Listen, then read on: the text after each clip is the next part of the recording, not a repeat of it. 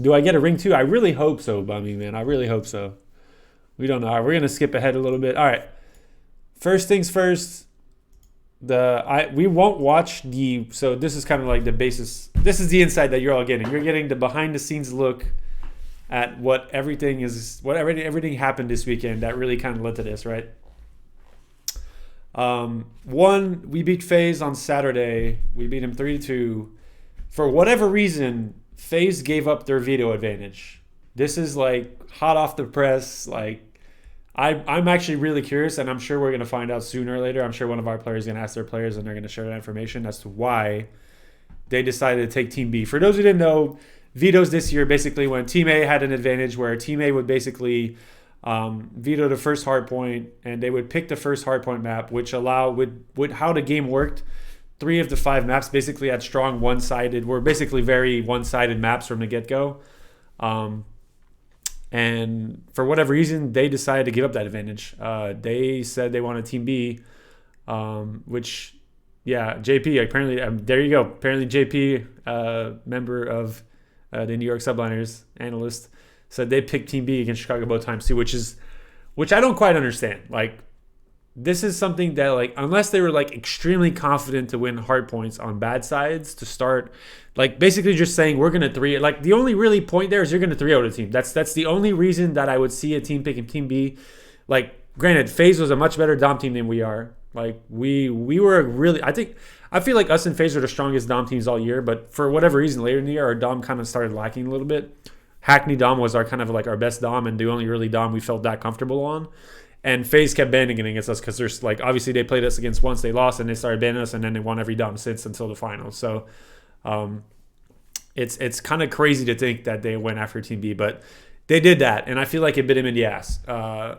We felt extremely confident on the maps we were good at. Like, I felt like if you look at us in FaZe, like the maps they were really good at, they were probably a little bit better than we are on, but the maps we were really, really good at, I felt like we were far better than they were on. And our sleeper pick from all year was Cave Hardpoint. Like, we felt like we were really close through the half season, and we started practicing super hard on Cave and really kind of hashing out what was going wrong, and we pulled it out at champs, and it ended up working really well. We played in all 3 matches, Toronto and both FaZe matches, and just kind of dominated. Not dominated. You know, we won pretty close games for the most part, but we were in a position where we were ahead all game, where the other team really had to make a big play against us. So really proud about how that went for us. But yeah, so FaZe lost the match in winners finals and then beat Chicago. But we were in a position in finals where you look at the map set. So Cave Hardpoint, Gunrunner Search, Petrodom, Gunrunner Hardpoint, Ramaza Search were the exact same maps we played in the winners final. We really felt confident we were going to lose Cave, and we felt all year that we kept losing close games to FaZe on Gunrunner. It was only a matter of time where we kind of pushed it over to Hop and won the gun. Like, we would take over Gunrunner. And then Petrodom was like a map where, like, okay, this is probably not going to go too hot for us, but then pulled it out of our ass and actually beat them on it. And then we're like, now it's like we were up 4-0. We got Governor Hardpoint, Ramaza Search, Hackney Dom, which is probably our best map, Ramaza Hardpoint, which has been FaZe's insta veto all year, and then Petro Search, which could have been a 50-50, I'd say. But like this series was set for us to really kind of be in a position where it was going to be extremely hard for us to feel like we were going to lose. So it's really to a point where, like, we did our homework, we did the things we needed to make happen, and us winning winners final allowed us to have this set up for the finals and really be in a position where like we got this. Like, it was obviously it wasn't a game we still had to beat FaZe, which is a strong team, but like everything was laid out for us to be in a position where, like, the guys I don't think I've heard the guys speak so confidently about feeling like they won a match already. And obviously, it's not saying they were looking ahead, but like to a point where, like, it's just like it's not a good feeling. It's just really like, like we just needed to perform and play out.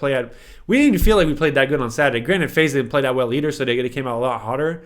But we felt like as long as we were keeping up in FaZe semi-decently and slaying, like, we were going to kick their ass. But yeah, so let's start over. We'll go over this. I'll do my best to kind of enlighten you guys on the points and really kind of what goes on behind the scenes. So before I start this map, we played FaZe on Cave the previous day on the same exact sides with the same exact setup. So there's mind games that goes on, right? For everyone that kind of understands games at a high level, there's a mindset that goes on between preparing a team, between playing for the first time and then playing a second time over, especially that close.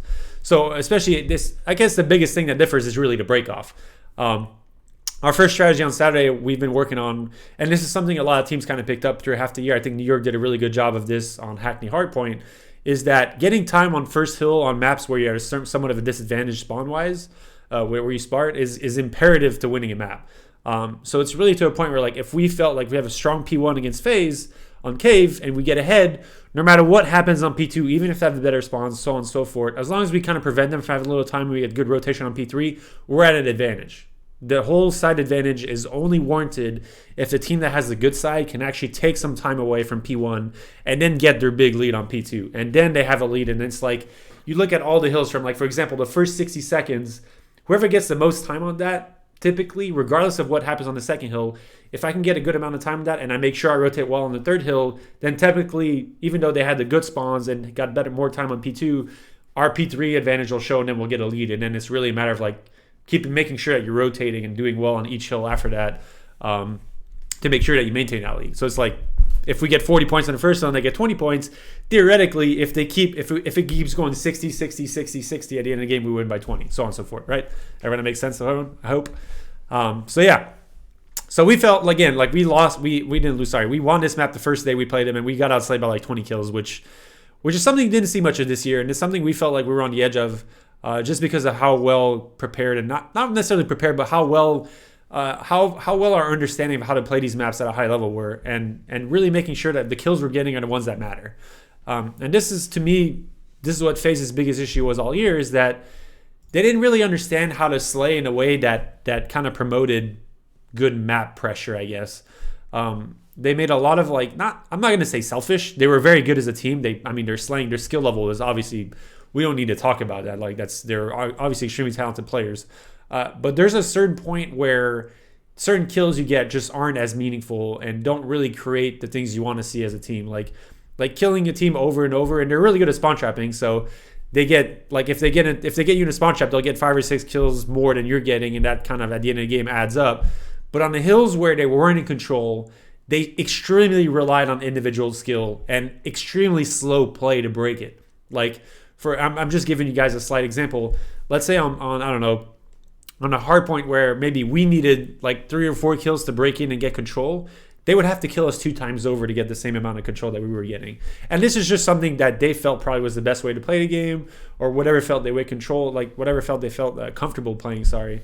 And that's just really kind of a certain thing that, like, for us, we felt like it's more consistent to play the game we were playing it, and we felt like if we played any team in this league this year enough, we would come out on top. So, like, sure, FaZe is probably going to kick your ass in a few series, and like they did all year. They were 5-1 up until, I think, this weekend. And technically, they still won the kind of the head-to-head matchup this year. They won 5-3. But we felt like if we played FaZe 100 times this year, we would probably beat them by, like, we probably would have won 60% of the games. And it's just like, and that's just based off how we were kind of playing the game from a team standpoint and strategically really understanding what we needed to accomplish. So kind of what I talked about earlier, we get a good time in P1, we get control. As you can see on the bottom side of the map, I wish I had a telestrate. I don't know exactly how I could do that. The quality is a little shit here when I pause, but can you guys see the arrows on the bottom map? I don't know if this is clear or not on the mini map. Like, you guys can see my cursor, right? Sorry, I'm not really reading the chat. I'm going through this. I'm going to talk through a lot of shit today. We'll do questions after if you guys want to hold on to them. But you guys can see the way our setup, right? So our goal on Cave, really, from this side of the map, from Coalition, which is technically the bad side, quote unquote, it's technically the preferred side to get time on P1, which is why I felt like a lot of teams kind of were like making a big deal of why this map was one-sided. In my opinion, it's probably one of the least one-sided map in the game, just based off the ability to get time on P1. It's only really not a one-sided map if the team that gets the good side spawn, the P2 spawns, is willing to play aggressive towards P1, but then they risk flipping spawns. And so it's kind of like, it's almost like it's the good side, but then at the same time, it could be really a bad side. So as you can see, we have 5 and 2, and they were making plays like way before this. Like, I can back up a little bit. As you see, we get our kills at Broken. So as soon as we control Broken here, this is free time on P1, because then FaZe has to worry about the P5 push, which is the bottom side of the map. And really, like, that's where it kind of gets to a point where, like, they can't force off P1 anymore. Like, we have as long as our guys pushing P5 are controlling stone, which is stone is like where 5 is right now, and then broken is the building behind 2. As long as our players are controlling those areas of the map, FaZe has to worry about our constant push to get break spawn. So like we're not even really pushing this. We're playing control. As you guys see, like most teams would probably just push through and try and make a play happen from this point. But we feel strongly adamant that like if we go up whatever like 48-2, or if was it 45-2 to start the game, we're in a great spot. Like we're super excited about this. As long as we don't massively fuck up and let them chain 2 hills in this game, we're gonna win this game just based off this start, which is why it's imperative to have good starts. So as you can see, we're still putting pressure at this point now that we feel we have all the time P1. We're starting to make aggressive plays to try and make a play and get the P2 spawns, but it's extremely difficult, obviously. As you didn't see a lot of teams do that this year. So we all die on the back. First steps here that we're trying to accomplish is control yellow and then control cave. FaZe is probably the best team to push a team out on cave, and we've seen that all year. As soon as they control yellow on P2, it's over. They just push you back, and then you're absolutely dead. So we get good kills here. We got to control cave, and we control yellow. So as you see now, like FaZe is cramped in. You see how they're set up?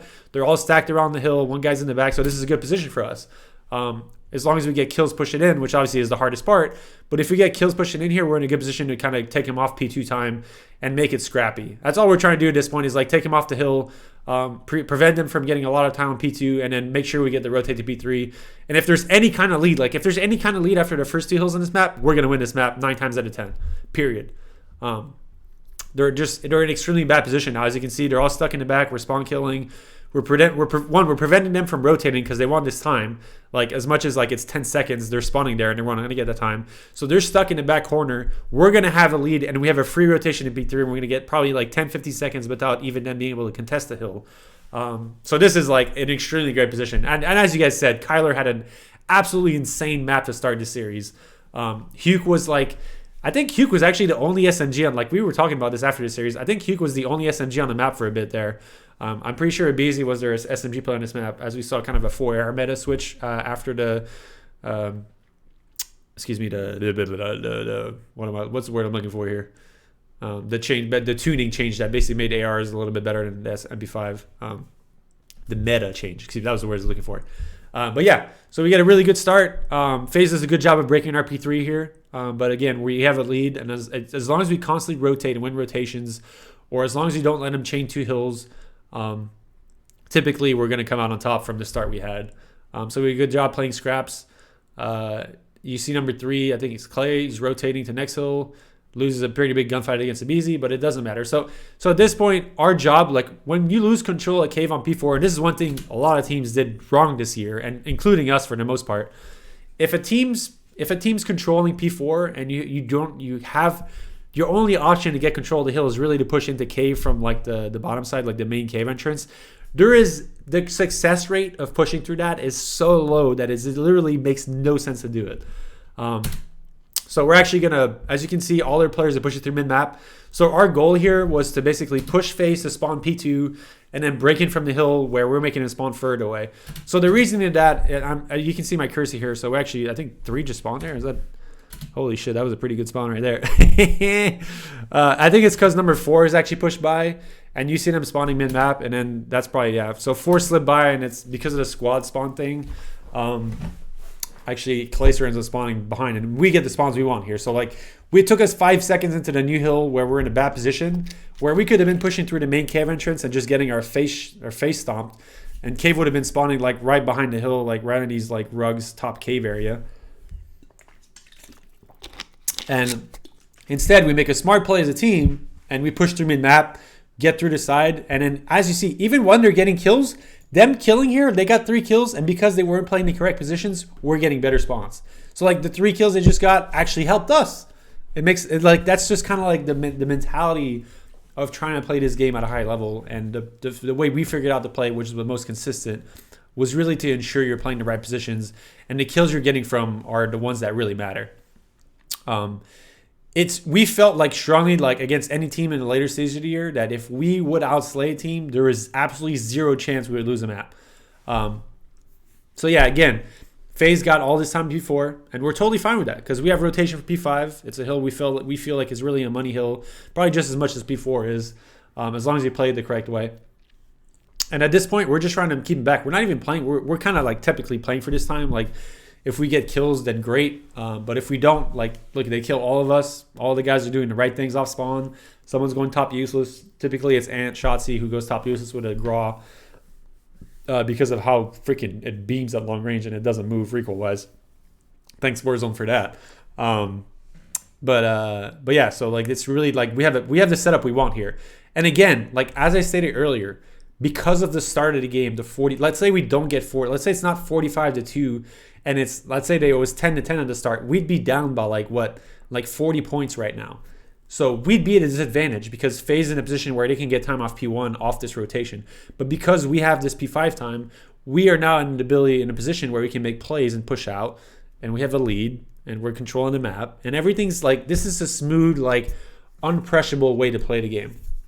And I can guarantee you that FaZe in this position here, with how the map setup was, they felt like they needed to win some early maps. And I guarantee that probably accumulated to why FaZe lost the first 4 maps the way they did. Like they needed to win those first few maps way more than we did because we had our best maps in the mid late stages of this series. So it's really to a point where like if they went down, like we were comfortable, like our goal really, like, and Clay, this is something Clay said, but like our goal after the first few maps, if we could be 2-2 after 3 maps because we got the free map win. So if we lost the first map or if we lost the first 2 and won the third map, we were totally fine with that. Like we were like, we are probably going to win 3 straight maps in the mid series. So we were like, our mental position and our feelings of like how the series is going to go was so smooth to a point where like the pressure on the guys was so low. Like it's a weird feeling, but great feeling at the same time. And this again all stems from us winning winners bracket final. And being in a position where we're in. So again, we're not making crazy plays. We're just making sure we're controlling the map. We're doing our best to play scrappy on P1. So like as you see, someone's contesting hill. But our job is to maintain spawns. You see, we have everything we need to have everything pushed out. Probably a little less pressure on cave than we want to here, but FaZe actually doesn't take advantage of that. FaZe thinks there's like three or four guys waiting for us to walk, or waiting for them to walk through cave, and they don't push it. That was an advantage they had. And this again stemmed like FaZe. I guarantee if you watch FaZe's VOD, they were not playing like this all year.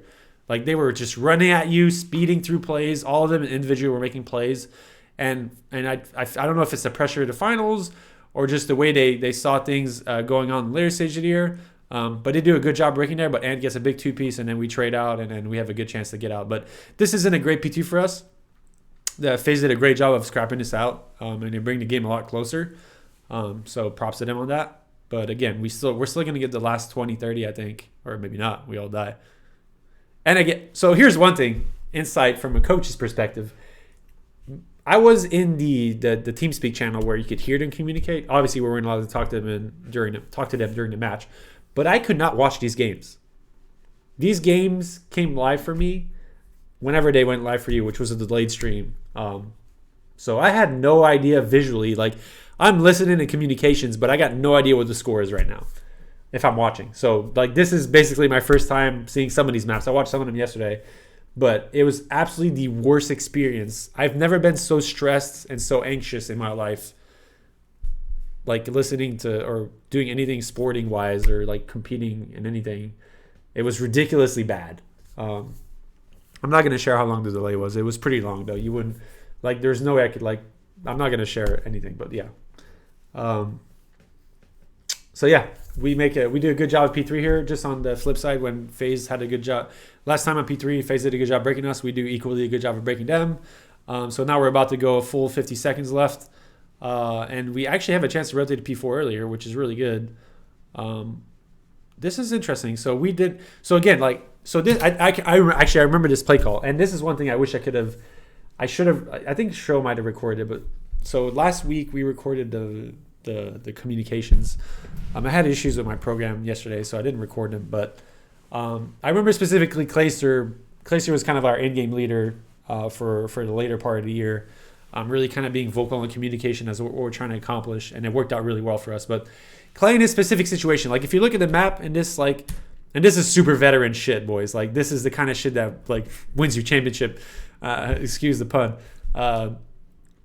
But yeah, or I guess it's more a cliche because we won. But anyways, So if you look at the map position, look how deep FaZe is spawning. So this is a situation where you don't really recognize that, right? We're not 100% sure where FaZe is spawning here. They could be spawning closer in P2 to cave.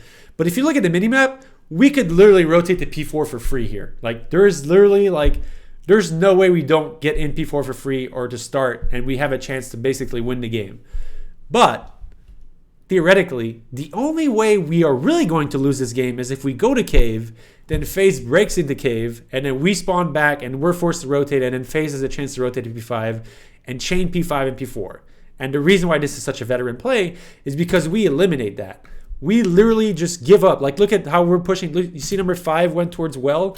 Immediately, the shot call's heard. Everyone responds. Number 1 and 5 push through the map. Number 4 and 2 start pushing through P5. We're going to go for a flip. We don't care. Go ahead, FaZe. Take P4. We're giving it to you. And they recognize that now. You see number 9 spawn, Rise, they bring the minimap. That's shit right here, boys. That what's make me fucking proud as a coach. And this is the kind of shit that that really is the difference between amateur, professional, and championship plays. Like, I guarantee you, any team in that position would have went for P4. And that's we are up 50. The only way we really lose this map is if they chain 2 hills. Fucking give him P4. And that's exactly what we did. And that's that you have no idea. That's the kind of shit that makes me happy. This is super, super high level shit. That's big brain shit right there. Excuse the language, but I'm super excited. That's honestly the kind of stuff that we work for all year. And just seeing it in fruition and seeing it work out in the way it did is you have no idea how happy that makes me. And that's what makes me happy doing what I'm doing now in coaching. And I could get 0 props from my players. I could get 0 props from anyone. Granted, my players, everyone on my team gives me props besides Krim, but that's fine. I'm okay with that. But it makes me so intensely happy. And even that, even better, we broke P4 from the spawns we got. And now FaZe is in a position where they have to rotate and play scraps at the same time, which is extremely hard to do. There's only one guy rotating. He's got to make a huge play. So he's got to get a 2-piece, which he almost does, to be fair. Props to the Bees for making the play there. But now at this point, the game's over. There's really no position where FaZe can come back from this game unless we make a huge mistake. But yeah, super intense, super good shit. We can kind of skip through this a little bit. I think we end up getting, actually we have the time here. We can see the reactions. I mean, dude, you have no idea how hype. Look at Clay right there. Big brain plays, buddy. And FaZe, look at Priestess biting his nails. Beezy's not looking too hot. Dude, so this is one thing I want to know. I don't know if you guys saw the camps, but Beezy got extremely mad at Simp against the Chicago series. I don't know if it was Simp, but I kind of remember specifically it was a 2v1 they had, and Simp got picked off bomb, and then Beezy ended up jumping out the window and dying, and then they kind of lost full. It was in the last map against Chicago, which we thought Chicago was going to win. But I feel like this team hit a wall at some point in a later stage of the year. And I don't know exactly when it was. Part of me wants to think it was a Toronto loss in the finals of the last event of the year. But I feel like the strengths of this team was just the utter confidence they had in winning their gunfights.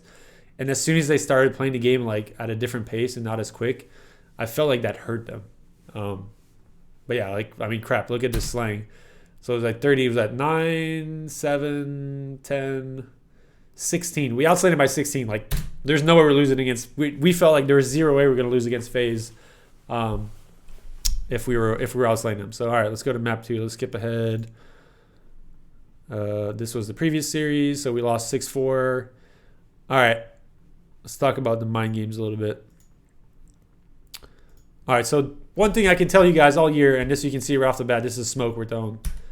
All year long, we started gun in the earlier stage of the year where we never lost gun runner search. We started our offenses with an A strat. We would throw smoke over the wall. 2 guys would push through control lane, 2 guys would push through lockers, and someone would kind of linger and play control and try and get the control window and watch flank eventually. We stopped doing this later stage here because everyone started picking up on it, 1. And then 2, we felt it wasn't, I'm not going to say specifically we started looking towards the end of the year, but we felt like it's something we would bring back out and keep in people's minds. Everyone knew we did this. So it's whenever you have something that's consistent and people start picking onto it, you can use it. It's they countered you, but you can learn how to use that counter to your advantage. And this is one thing we kind of kept for the later stage of the year. And we didn't use yesterday, or we didn't use on Saturday in the winners final. We actually didn't throw the smoke until we actually went for it. And it was like, we were kind of like your counter to our counter to your counter. Like it's like super in deep kind of counter play. Like we were trying to make big brain plays, and we kind of looked a little too far. FaZe didn't pick up on it, but we're basically not throwing smoke today until the round we wanted to go A. But they hard countered our A push. Sadly, my voice is shot from yesterday, boys. I'm sorry. I screamed a little too much yesterday. But yeah, so you're going to see off the bat, we try and retrain FaZe to understand that A push is eventually coming. So as you can see, right off the bat, we're like, screw it. We're making A play. See, FaZe has zero idea. See, look at this play. So all 5 of us, and the issue here is someone got picked, and that's probably the main reason. I don't know if we end up winning this round or not. But Clay gets picked right off the bat. And immediately we threw the smoke, and look at FaZe's position here. They're all going for an aggressive B defend, so they're trying to push in. And then they hear their smokes, they get a kill, so like immediately they start rotating back. So 9 goes bathrooms bottom, 7's watching flank, 8's watching cross, and 6 is the only person in crates. So now their aggressive B push here is dead. And Krim gets that pick on crates because at this point they probably think we're all going to A. So this kind of messes up the way FaZe wanted to play. So our scouting report per se, our understanding of how FaZe won this map in their previous iteration, because they've beat us on this map like 3 or 4 times in a row until this match. And we strongly felt like the reason why they were beating us is because they were getting control of B and being intelligent to play retakes. So they were either pushing rock and try and get control, like rock and oil, which are like the 2 bottom parts of the map here on defense, and then forcing us to kind of take our time to push through and really picking us apart while we were pushing. And then their second defensive strat was really kind of staying crates and stack crates like they were originally going to do, and then basically wait for you to plant, get the kill on player, and then play a retake. So we learned from that because we kept trying to play aggressive through mid map, and in the earlier stage of the year, the way to play this map was basically to control the mid part of the map. So where 4 is like you like in control, like typically in the early stage of the year, if you control that part of the map, you're winning rounds on defense because you would have control over B side from an angle. But yeah, our goal was really to kind of create confusion on the defensive side. We wanted to recreate the mentality of like early in the year. The reason why A was so important for us early in the year and why it worked so well is because we would throw the smoke first round, push it, and we keep throwing the smoke every round after that, and eventually go back. But just because we're throwing the smoke every round, it keeps the defensive team on their toes and it forces at least 2 guys to kind of sit back and watch A. So because we recreated the situation here and started the map with that, and then they got a pick, like almost someone dying pushing A was actually a good thing because they were like, oh shit, they're actually pushing it. We got to kill there. So look at how defensively FaZe is playing here. We get a free plant 1, and then we're still in a position to just get control. Like we have full control of the map here. We're playing I feel like we're playing like Illy shouldn't have pushed that. That was probably a bad play. That's probably like us trying to overextend. That was an overextension, I think, on Illy's part. But we're still in a position to win around here. Like we still have control of the things we need to control on. Kylie gets killed. I think I probably end up losing this round. Actually, oh my god, what is Porter doing? Maniac play. But like even if we lose this round, it's still a setup. Like this is like so Search, because ever since this is way back in the days when I first started competing, Search and Destroy was first to 4 rounds. So you didn't really have time to kind of give up, not necessarily give up rounds, but like train another team to think in a certain way. Because giving up a round was huge. Like 1 out of 4 rounds is huge. 1 out of 6 rounds isn't so much. So because that round, even though we lost, was a success, we created fear and misunderstanding as to what we're trying to accomplish on the map in FaZe's point. So their understanding of what we're trying to accomplish is a little thrown out by that point. At this point, they have to guess. There's no trained eye, and we know that how they react. Like we get information from this point on as to what they're trying to accomplish in the further rounds. So we know that pushing A smoke made him play soft on the B side. So next time on offense, we can play off that and make kind of understanding what they're going to react to certain things we're going to show and really know. So FaZe hasn't pushed A all year, so we don't feel like they're going to start now. FaZe has been really good with having one guy.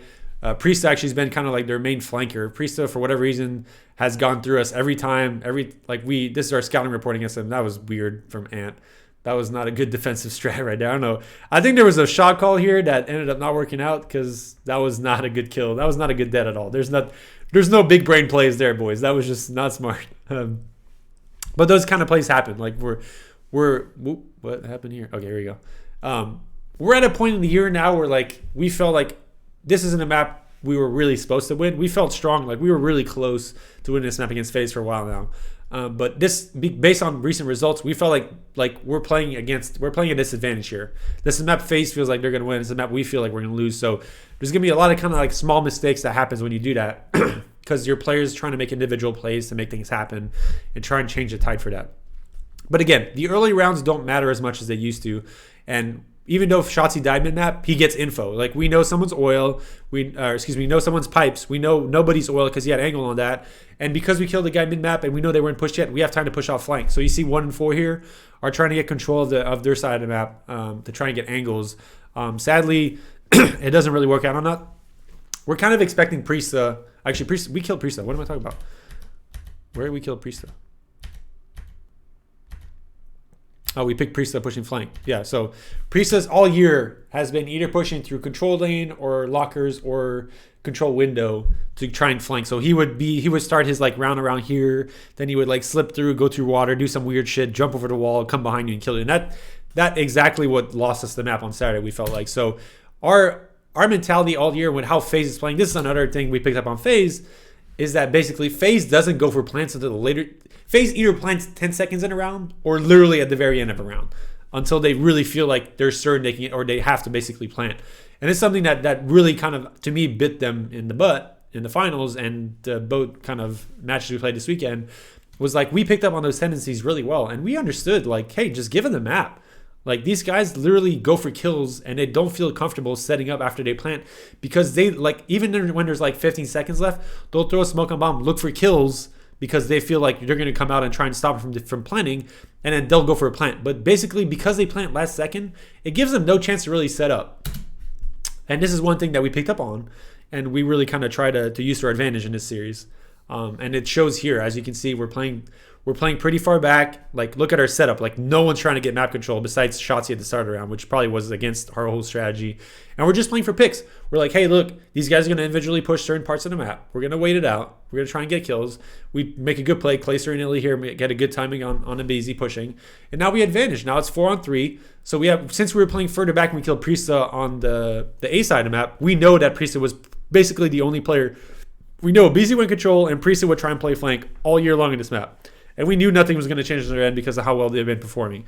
So at this point, they're set up for a really kind of a defensive push. We still have a smoke in our hands. This is going to be a long stream, by the way, boys. I'm going to try and do this as much as I can. It might have to be a two-parter since I have videos to do this afternoon. Sorry, 1 second. I have text. See you. Sorry, 1 sec, boys. I got to do some more stuff. Can you bring... Apologies.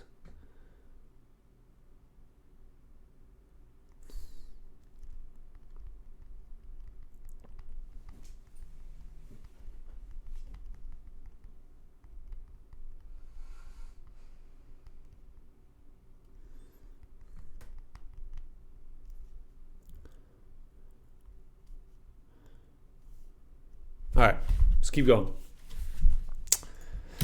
Yeah, so we have control. We're pushing their side. As you can see, 1 and 4. Like, we knew Simp loved playing slow to try and retake, and we, like a lot of people this year, basically played for the sniper kind of God Rex. We call it God Rex. Our call it was like this little top roof in the back where Simp is.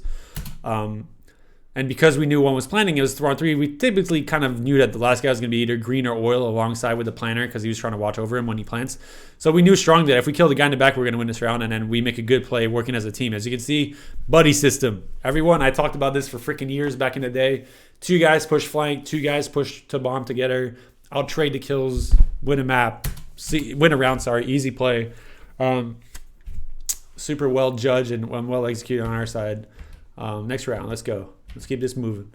So now we trained an A push, right? We trained FaZe to think that we're going to go in. We're going to keep throwing the smoke. I'm pretty sure we did. I could be wrong, but I'm pretty sure we end up smoking some stuff at A. Maybe not this round, but at least further rounds in the map. So every time we throw a smoke now, they have to be, see, look at 7 and 9 immediately. Look at this. 8 goes back, 0 gets ready to push middle map, and look how 7 and 9 react. Boom, go back. Smoke at A. 3 guys on the map are now focused on A. Just from a smoke grenade. Like, we're talking one smoke is literally causing that much havoc in our defensive side. Literally, it's all we needed. We just needed to train them again. And it's something we haven't been doing lately, and it's almost worked out. Like, honestly, we should have done this earlier, but this is something that obviously we brought out at the right time. But just one smoke can cause so much havoc if you do things behind that smoke to cause a team to think certain ways. So now, again, like you can see 6, the only guy there, he's trying to play to keep off bomb. FaZe is not on their toes, playing further back. They're not a bad team at playing retakes, but now they're like, look how they're scrambling. Like, look at all their arrows. Like, there is no cohesion as to what they're doing here. 9's going to bathroom. 6 is like, oh, what am I doing? I'm going tractor. I'm going train. I'm going to go on top of train. Oh, no, never mind. I'm going on top of tractor. I'm going to go inside a trade. Like, oh, 9 peaked water. So now, oh, God, okay. Doors closed. Actually, Ilya almost fucking made that play. That would have been pretty sick. I don't know what Shotzi's doing here, but that was ridiculously dumb because they know Shotzi's the bomb carrier. But fucking Shotzi's making plays. All right, gets the kill.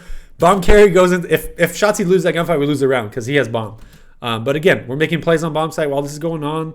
We knew that basically because we pushed them back, we're seeing the strategies that we're seeing how to react into this is the most important part. All right, everyone has to understand that between every round, the guys are communicating as to like what they're seeing, what they think FaZe is doing to react, and what we're doing to try and cause that. So it's like understand, react, and then execute are the 3 main things that go in between search rounds. Shotzi dies with bomb. But it doesn't seem like they really understand how to kill bomb carrier. They should be playing to that at this point. They shouldn't be playing at bomb site. Then Major makes this is kind of what FaZe has been doing for a while now. That's super individual play. Actually, this is just miscommunication on our part. I can't remember this actually. This is not so because bomb's down at pipes. I think the call here is to actually go to A, but they called that. Kyler doesn't really react. He's still there. He gets picked off individually, and now. This is one thing that I wish, like, if I was communicating in-game, I wouldn't have let them do this. I would have said, no, pick up the bomb, come back to B. Planning at A with low numbers is extremely difficult without having control. The reasoning is that bomb planner has to watch so many, like, bomb planner, after you plant bomb, can die from so many angles, and he gets naded, which obviously he didn't get the chance to. But, like, they could have easily rode through water and get a kill off bomb. They could have easily went through tracks and get a kill as well, like... And there's no real good place to run away from bomb from. Like, it's the spots where you can watch diffuse from, unless you can get away really well. And it's basically a game of chicken at that point. So Clay's trying to bait him out. Like, Clay knows at this point he can't really plant. So it's basically round over. And we should have won that one. It was a 4v3 at some point, and we definitely should have won that round, but we didn't. Oh my goodness gracious, what is that? Ant's making rogue plays this map, fellas. That's a chow and a half right there. It gets a good pick, but again, like you need those kind of plays in the finals. Like those are the kind of kills you're going to need to get. So as we talked about earlier, Priest has been making aggressive plays on the bottom side of the map, and we actually don't pick it up this time. I think we're expecting a really quick A push because Shotzi kills the guy control lane, or excuse me, green alley, and actually sees. I believe he saw another player push up. So Clay gives up flank here, which is actually really bad for us. And goes into crates. But we get 2 kills, so it is still a 4-on-3. So at this point, we're kind of like... this is one thing we picked up on as well. Like, we play... Typically, we would have a guy kind of red train watching flank, or... Like, if Clay was still watching flank, we would have picked up on. But look at how close we're playing in crates. And this is something FaZe does really well when they try and play retake. It's like we're all really close, so like nobody's really in a position to get 2-pieced here. So we get a trade on Priest though. So Priest gets a kill on flank, but he doesn't accomplish anything challenge or I guess map position wise because the kill he gets doesn't really give him anything. The best play he could have made is really get the kill and run away. Like I don't know why he ended up kept pushing because he probably thought he was there was going to be a team push of some sort pushing through mid map to B. But we do a good job here actually. Where FaZe probably expects us to be in crates, and really, again, we know that they're not going to go for a plant early, so we're taking our time. We're trying to control mid-map to have angles on the site. I don't exactly remember if we win this one or not. I don't think we do, actually. Oh, damn, that was a fucking... Shotzi shoots pretty straight, boys, if you guys didn't know that yet. So, yeah, at this point, 2v1. We should be able to win this round. Pretty sure we do win this round. I think they go together here, which is important. I think Sim actually gives them a chance to win this round, but because the guys are moving together, we actually timed this. I remember this situation now. The first player had dead silence and the second didn't. So because Simp saw that play run by, actually just ended up being a good play for us. So we get the round, we even it out 2-2. I think we're still, I think we might have not thrown the smoke here. I think this is because Clay was trying to make a play on nice. So let's see how the arrows react. So you can see how, like, none of the arrows this time. Let's see, actually, let's watch a little deeper in the round. I want to see. I think this was the round where, yeah, Beasley made a good play. It's just like, that's the individual shit that we're talking about. Like, and this was a messy round. Okay, so let's go back and kind of rewatch this a little bit. So this is one thing we knew FaZe is going to do a lot of in the finals, and we knew, like, Beasley specifically in search loves making individual plays and likes creating openings. He does this on every search map. He has a spot that he plays, and typically he's on his own. But he hasn't shown this yet. He hasn't tried to play aggressive or pipes on defense, and he does it this time, and it works out perfectly for him because of the nades are throwing the map. So we didn't throw the smoke this time because Clayster's actually trying to make a play on flank. So, like, we don't want to cause divert attention to the A side because Clay's going to push through it. And that's kind of like our strategy this round. We're trying to, like, open the map up for Clay, and so he can make a play on flank and try and, like, change the pace of the game a little bit. But they kind of blind counter it by being aggressive through mid map. And Abizi makes fucking sick plays and shits on. I mean, that was a pretty good play on Kyler. But because of Clay getting on flank and how the kills kind of pan out, we're on a 2-on-2 here. And this is the important thing. Like, this is the difference between Clay flanking and the way Priest flank. Like, look at what Clay did when he got his kill. Boom, gets a kill at crates. Immediately goes into an angle where he feels he's going to be safe. We just killed Abizi mid-map, so we know nobody's mid-map. So Clay makes a really smart play of running away, getting into water, getting into safe position. Now we can reset. Like, now the round's kind of like at a weird state where, like, because of how the kills panned out, we killed the guy that was flanking on our side, but they didn't kill our flanker. Typically, we're at an advantage from this because of the position that creates. So they have to worry about their back. Like, Clay could have easily went a ton of places on flank, and they're trying to group up together on their side of the map to make sure that they have control of their side, and Clay's not still there trying to make a play. So this is where we can make a play off of it. Again, I feel like this was a mistake on our end to go to A. And again, A is just such a hard site to win in the later stages of the round. And because we forced them to be back on their side, like, because they're still they could still technically be looking for Clay, we have to expect them to be on the A side of the map. So you can see the setup. Like, this is technically a favorable position for FaZe, in my opinion, because of how this is set up. And Shotzi shows a smoke down to try and get a plant. If Clay wins that gunfight, typically we probably win this round on a 2-on-1, especially with bomb planted. But now, obviously, it's a loss since Shotzi's got, again, planting on A. Like, it's so hard to run away from the bomb site unless you have control of, like, a specific angle. And if Clay would have killed the guy tracks, technically Ant could have ran away towards water, and they could have challenged that together if there was a guy there. But that ended up panning out that way. So let's keep moving along. Now we're down 3-2. This is kind of, again, this is the way. Wait, what the heck is this? We think they're pushing here. I think this was our the setup we had in the first round where we're trying to play aggressive. We're trying to play for a retake is really what we're trying to accomplish here. We're trying to get picks on the guys flanking. So, like, you can see 4 of us are expecting Priesta or Abizi to push through. And Abizi was already from bathrooms, and I think our guys that were mid-tracks called that out. So Shotzi gets that kill with an aggressive push. He's playing crack. I think he hears Priesta, gets a really good kill because that's an incredibly hard. So because of the camera thing, it's an extremely hard kill to get on bomb site. So Shotzi gets 2 kills, and now it's 5-on-3. They have no position on the map. We know bombs down on site. Like, this should be a win. Without thinking about it. So we give him plant. This is one thing we got better at through the year as well. We were really antsy about teams planting on B side on this map, but we understood that keeping a smoke for the latest stage around typically gives us a free win here. So we push through. Kyler pushes a little too early. Simp just gets a fucking nasty 2-piece. And again, that's why these guys were so good all year. But we're still, like, even though Simps gets a 2-piece, we're still in advantage because of the early picks we got in early round. Shotzi challenges something he probably shouldn't have challenged there, but because of the position we have, even though we were, like, kind of like technically trading kills, not in the cleanest way, but we're still trading them. And then Porter gets a good angle on where we feel like Cellion's going to be at, and then obviously get a free defuse and round win. Let's keep moving along. Believe we throw the smoke again. You can see Kyler looking up. Throws a smoke. Let's see how the arrows react.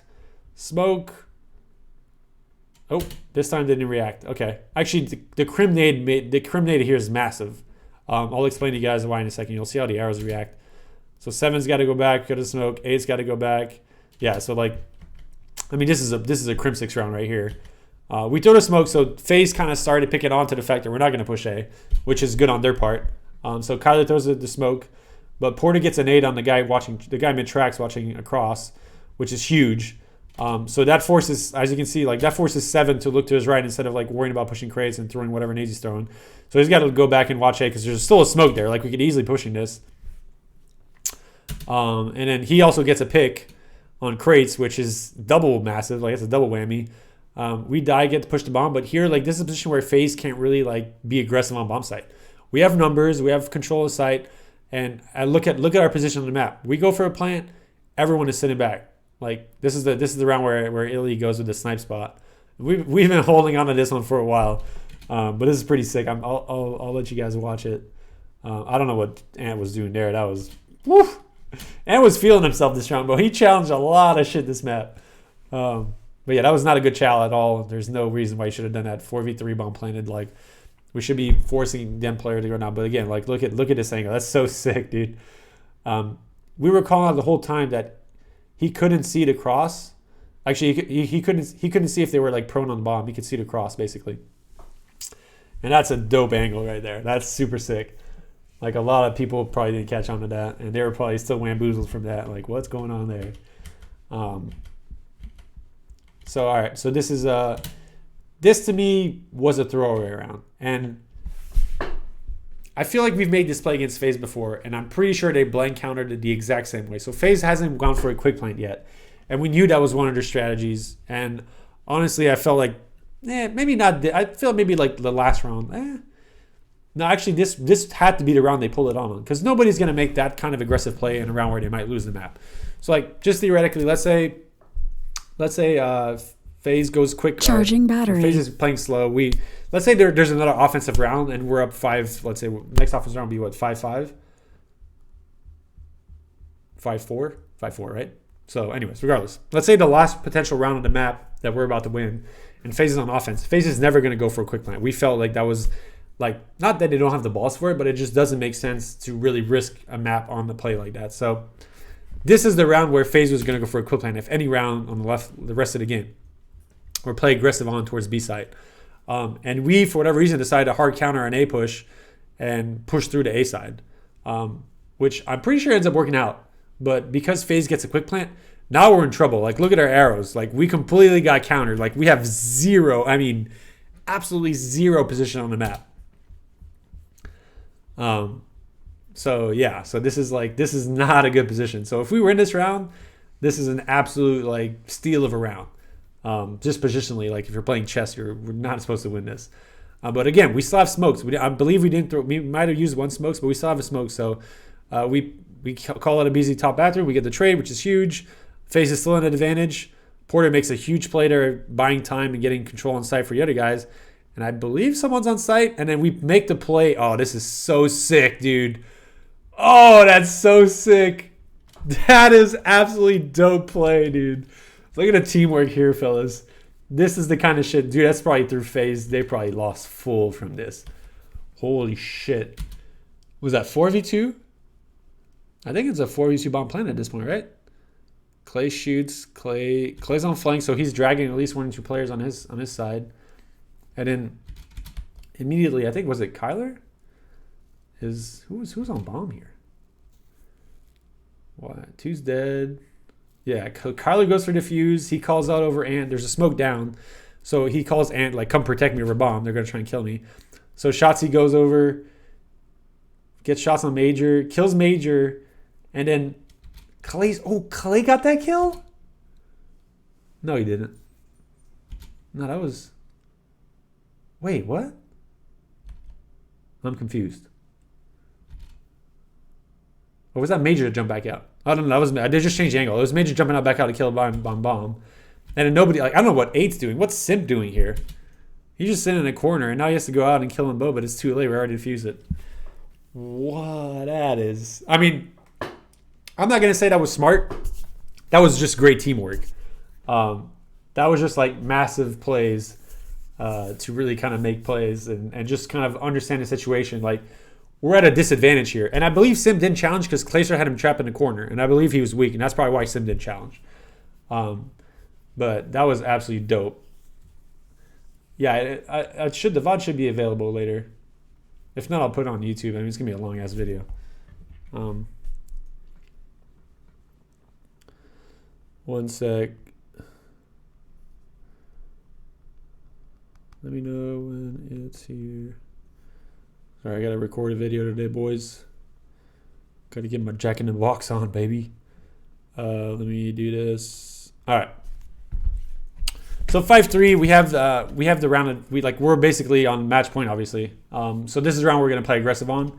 And again, this is the training part, right? Like we've trained. Like FaZe at this point is like, okay, they're probably gonna go A this time. They're gonna do something different to win this map. And look at FaZe. They did this against us on Saturday, where the first round we went A, they hard counted with a push like this. But look how aggressive they are on A side. There's nothing to be found. So we are going to get basically a free plant. And at this point, they're trying to work flank, but we're totally fine with that. I believe we made the shot calls here to play tight on bomb, which could have costed us, but Illy gets a massive kill there. Huge play.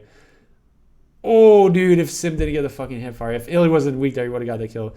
And then again, since we understand, this is the one play, this is one thing people have to understand. When you play off a bomb, when you plant a bomb and you play off a bomb, understand what you're seeing on the map, right? Like everyone has kind of like a setup per se, right? Like one guy, like let's say one guy oil, one guy rock, one guy green alley, one guy like the back we call it God or X, but like the back little platform.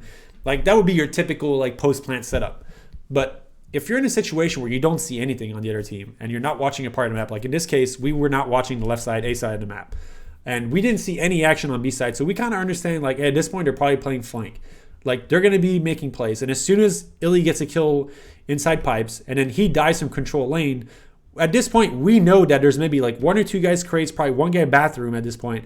And that's when you can start making plays individually because you know you're not going to be running into a large amount of players. So again, Illy gets a kill. He gets info on one guy. Illy dies to Simp. So at this point we know that at least like in this case, we know at least one player is outside white. And then we would expect at least one or two players to be crates, and then at that point it's your guess to kind of figure out where the last guy is. But this is where Shotzi makes a play, gets control of bathroom, which is absolutely massive. So now the guy in crates has to worry about what's going on. We throw a smoke in the back.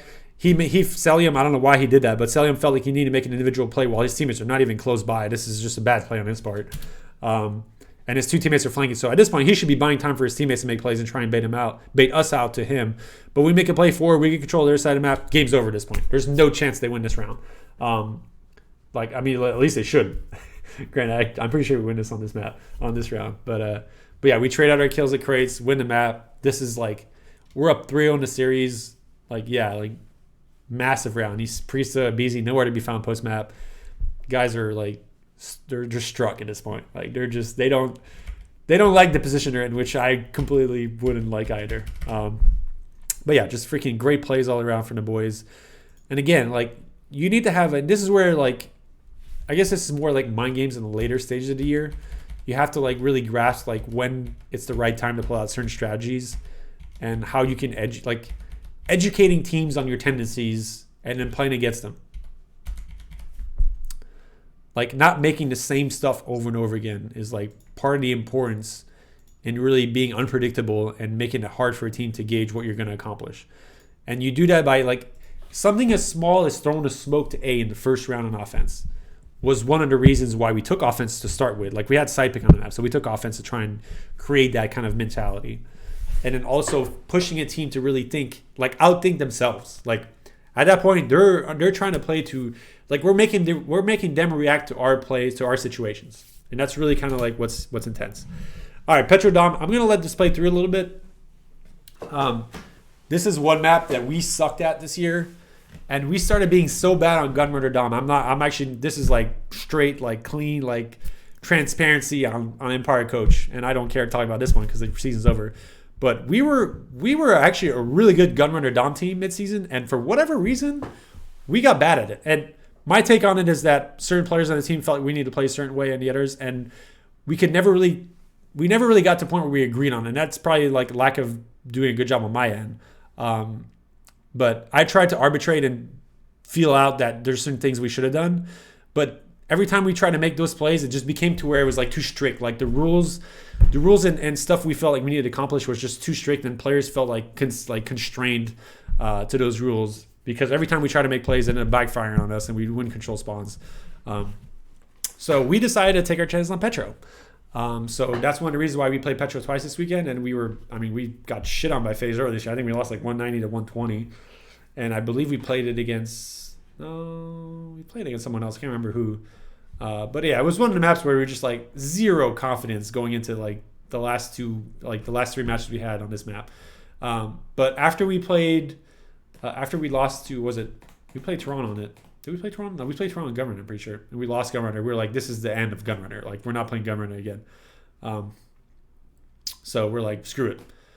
So we decided to switch we had a week to prepare for our last matches, and we knew we were going to play FaZe. And FaZe is probably the best Gunrunner team. I would argue FaZe is the best Gunrunner Dom team in the game. So we're like, we're not going to play Gunrunner against them. So yeah, we felt like, hey, look, we're going to play Petro. We're going to watch VOD. We watch a lot of VOD from London. I felt like London was probably one of the better Petro teams on this game.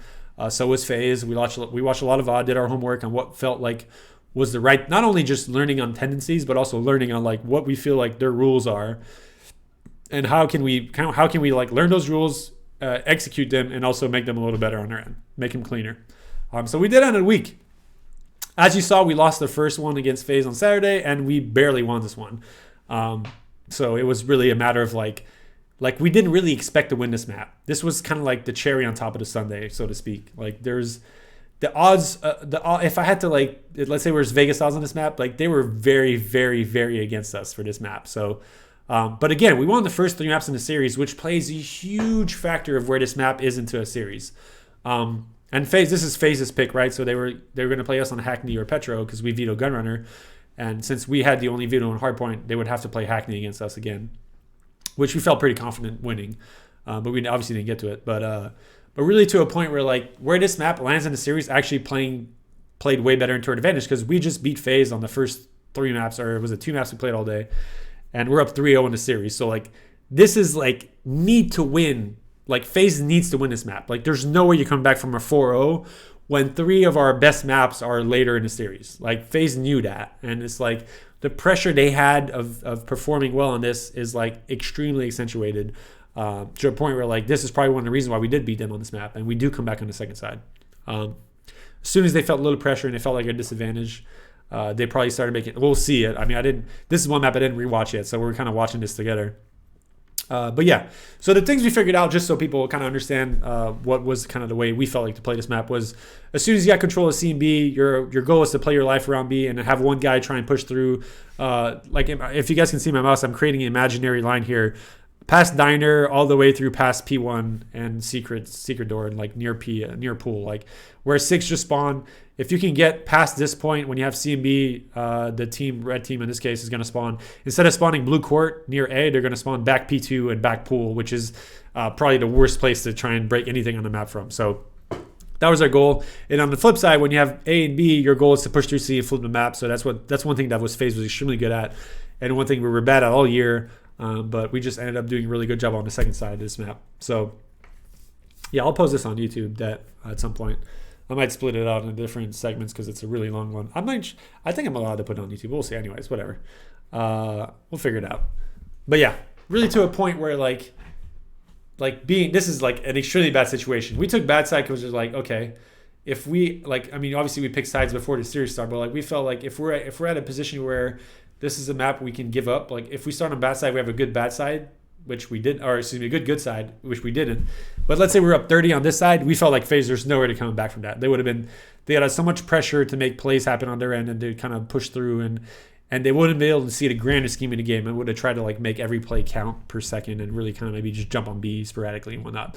But yeah, so we'll see. I'll try and give you guys the reasons why we came back in this game and see what FaZe was doing wrong, and see what we were doing right to really come back, because technically this is not a position you should be coming back from. It should not happen. Like we're down 20 points or 18, whatever. We're down 20 on bad side, going into bad side Petro. Like that's typically not a situation you come back from a lot. You saw Clay put his trophy down. He does a good job staying alive. FaZe is doing the exact same strategy they did us the previous day, and we take advantage of that. They baited out B, so as you can see on the minimap, all of them kind of try and play towards B. One guy's jumping to flag, I think BZ is. He's just touching B constantly, trying to like make us come out and bump us out. Our goal was to get through Water Street and try and maybe give it flip at C right away. And if things worked out, we got kills at B, we could come back, but it didn't work out. We lost break, and this now is a situation where you really should not come back from. I mean, crap, we're about to be down 20. We don't have control, and there's 4 minutes left to decide. But we make good aggressive pushes through P1. As you see, 3 and 4 push through, and we're trying to flip the map here. Like you see, we're kind of like, we're not ignoring B, but we're half ignoring B. Like our goal is to really like, oh, does Clay get that kill? No, that would have been such a big kill. And then, oh, dude, the BZ got a 2-piece. That was massive. But we still have, like, look at where they're spawning. Because of how we're playing this, we made him spawn A, which is the most important. Look at where 7 spawns back pool, and we get kills mid-map. So even though a BZ gets a 2-piece, 2 of us on B, I believe we're going to kill the guy Diner. Or actually, the guy Diner just seems to play his life. But yeah, Illy gets a kill. Or no, Kyler, was it Kyler? No, he doesn't get a kill. Whoa, okay, that's... Yo, kill the spider. I appreciate the sub, my guy. Much love, my man. All right, let's go back to display. So BZ gets a 2-piece on C, which is big for his team. But because he goes to B after that, his team, like, BZ should have played his life at C here. He should have not ran away from C flag. Like, look where his teammates are responding. I don't know what he's expecting. Maybe he just didn't understand the situation. Again, that's the kind of pressure shit you get. But he's going to run to B trying to be a hero and stop everything. Or actually, no, he looks like he's just playing his life. He's probably expecting someone else to push there, actually. So, but yeah, so we get what we want. We make him spawn today. Yo, Drew Sanchez, appreciate the sub, my guy. Thanks for the love. You can see the situation right now. All right, so this is something that I feel a lot of teams didn't understand, and the reason why this play works. And I'm iterating on it again because of how important it is in the map. But look where 4 is. All right, 4 is pool corner. We have control mid-map, and because we're at C, we know they're spawning A. So you're going to see, was it Krim here? Literally just makes a play. He gets a kill, and he's playing pool. Like, look at his situation. Like, oh, well, granted, they're probably going to spawn C, but no. Because we push C from P1 through Water Street, or through, tracks, this forces an A spawn on the other team. And because of where Krim is, for them spawning A instead of spawning blue court, they're now spawning deep pool. So even though FaZe technically has like a flag advantage here, we get the spawn and the map advantage. And this is eventually going to turn into flags for us. Like, as long as we keep playing our cards right and we get kills. But this is really like the situation that really turns this map on its head and really pushes us to really get in a position where we can actually win this map. So you see 2 guys are trying to get Porter out now because that's preventing them from spawning closer to flag. We get CB, and from this point on, you're going to constantly see a player be aggressive through mid-map. You see Kylie here being aggressive through mid. Look where FaZe is spawning again. Back pool. It's literally the worst situation you can be in. So we get 3 kills. Again, all we're doing is like, look how slow we're playing it. We have 2 guys down here, 1 guy Water Street, 1 guy likes deep square, like on tracks, whatever you guys want to call it. He's just making sure no one slips out from P1 and try and get C spawns. And Kyler is just playing his life. The one thing you can't do there, and we learned, is push the A flag until we get like 3 or 4 kills in a row and we know we can make a spawn. This is interesting. This I did not expect. I don't know why Kyler spawns A here. So this is a situation here now, because we're down, we're kind of forced to go for A. We know we're most likely going to lose C here because of the way the situation's panning out. And whoever died, Porter died track, so we kind of know 2 guys pushing track, so we know that's going to cause a flip. We do a good job of getting kills in Diner, and now we're spawning it. So now this is a bad situation. So we're forced to play here. And these are the biggest kills on the map. Like, Kyler is about to get a kill. I'm pretty sure he gets killed. Yeah, he gets killed on Priesta. That's the biggest kill this whole map. If he doesn't get the kill on A, Priesta probably plays his life.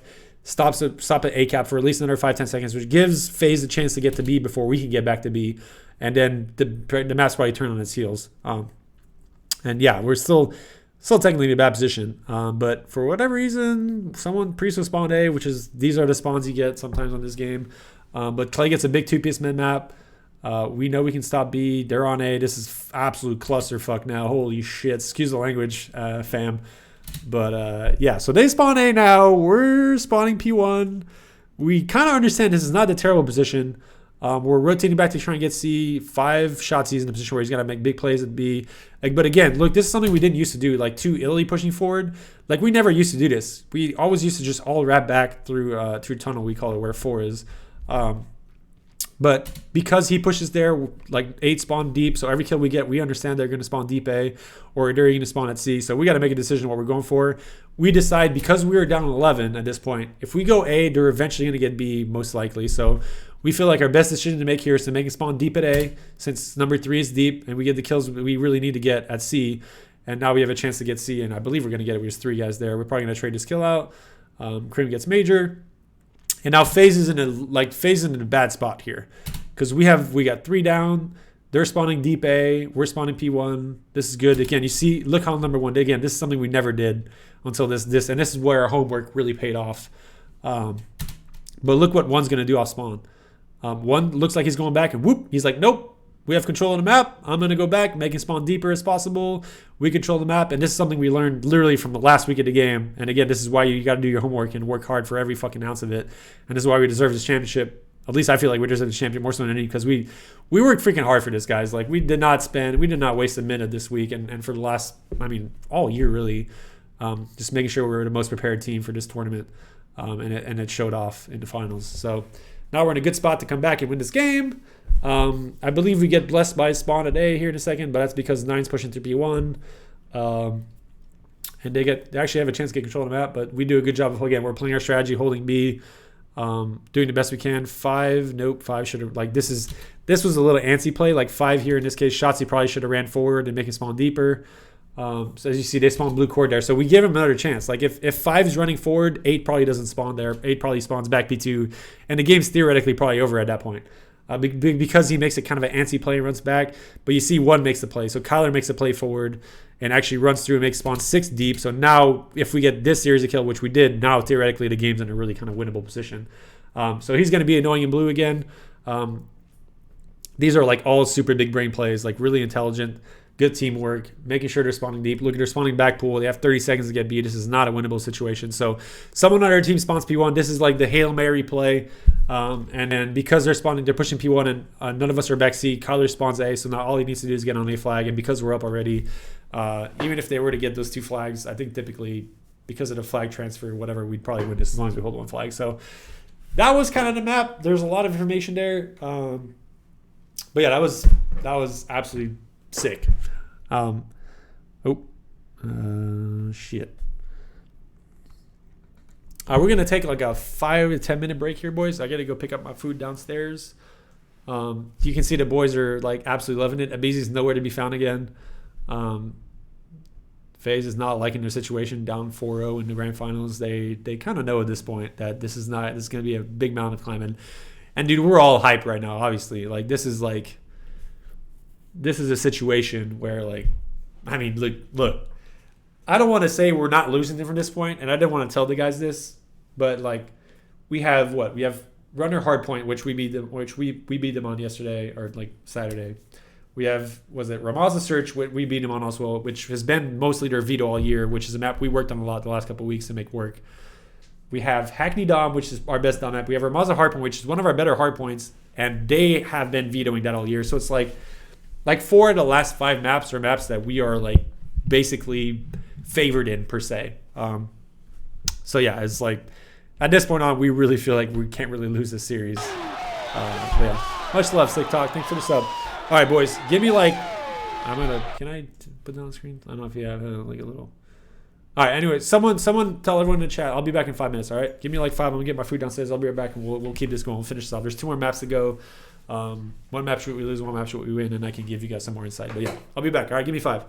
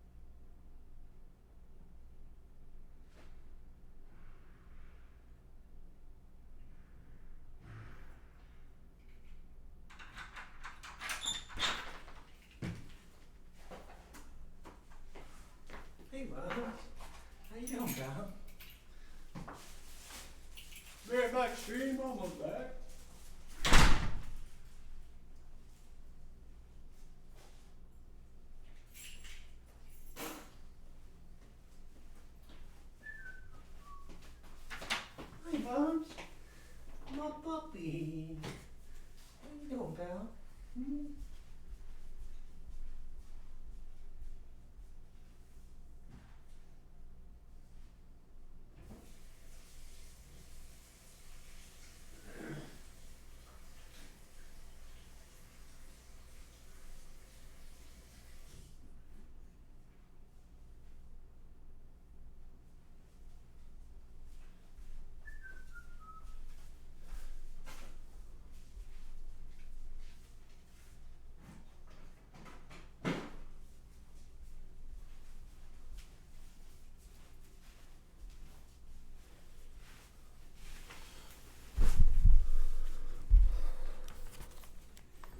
All right, we are back again. All right, fellas, let's finish this off. Remove. All right. Yes. Okay. All right, last two maps, and then we're doing Q&A for like 10 minutes, and then I gotta go record a video. All right, fellas. So if you guys have questions, hold on to them. I'm sorry I'm not paying attention to chat. I'm trying to get through this video as quickly as possible, so we can get through on and answer some questions. And I'm going to be taking some of the better questions that you guys ask in today's State of the Empire episode, which I'll be recording after this momentarily, which will be going live today, and I will be giving some more insights as to the weekend and the year and next year and so on and so forth. All right, boys are hyped. 4-0. We're in a spot where, like, this is Clay explaining, like, we are down 4-0, and that's the mentality that the guys had, and that's, to me, is the right way to think about it, and we enforce that as a team. Really making sure that you're not, like, getting ahead of yourself, right? Like, we understand the position we're in, and we understand that, like, not worrying, but, like, we have a lot of maps that we feel like we can win and maps that we're strong on coming up. But you don't want to, like, rely on anything, right? Like, if you can finish it now and not give FaZe any chance to come back in the game, you want to do that. So yeah. This is replays from that map in the game. All right, hardpoint on Gunrunner. Let's speed through this one. We got smoked. All right, we have good side Gunrunner. The goal here is to try and so again, with the understanding that I give you guys on Cave, it's important to try and get time on P1 to make sure that you make your side pick work. So we have a really good break actually here. We get all kills. Number 2, as you can see on the top side of the map, is on the nerd crate. If he plays his life properly, which he died, he got picked on. If he gets kills there, then we're literally in good shape because we're controlling the map. But these guys push heavy through rock, and then number 7 slips by to the right, so that's going to cause some turmoil on our end in the later stages of this push. Actually, FaZe is just running. This is the FaZe we know and love right here. This is the successful FaZe. This is the FaZe that will literally pounce on any opportunity they have to push the map out. Any given time, any given moment, someone feels like they have a chance to make a play, they make a play. And that's one of the things that I felt like we didn't see much of FaZe in the finals and the last 2 days of competition this year. And probably one of the reasons why they didn't look that hot against us. Like, I honestly didn't feel like we played our best. Like, it just felt like FaZe just didn't play their best either, and not our best was not their best. Granted, we played the game like I'm not saying strategically. What we were prepared. We did the right things to put ourselves in situations to win games. Like, that's what I'm saying. But like our slang and our like individual skill or talent, and whatnot, like we did not all play our best. Like Porter had a really good event. And as always, Kyler did all the things he needed to do as a teammate. But like nobody was like kind of dropping the crazy numbers or shit that you typically see from a team that wins champs. He just got ran over there on P2. Not a great situation. But yeah, like it's really a matter of like, it's crazy. It just feels like we just outthought like the decision making we had in place and the rules we had in place as a team, and the understanding of what we needed to accomplish on the map to win games was just that much better than FaZe, to where like we didn't need to play our best to win this series. And I could be completely wrong. I'm just kind of stating what I'm seeing, and like I'm trying to find reasoning to like why we won by so much at this stage when I don't feel like we're playing our best.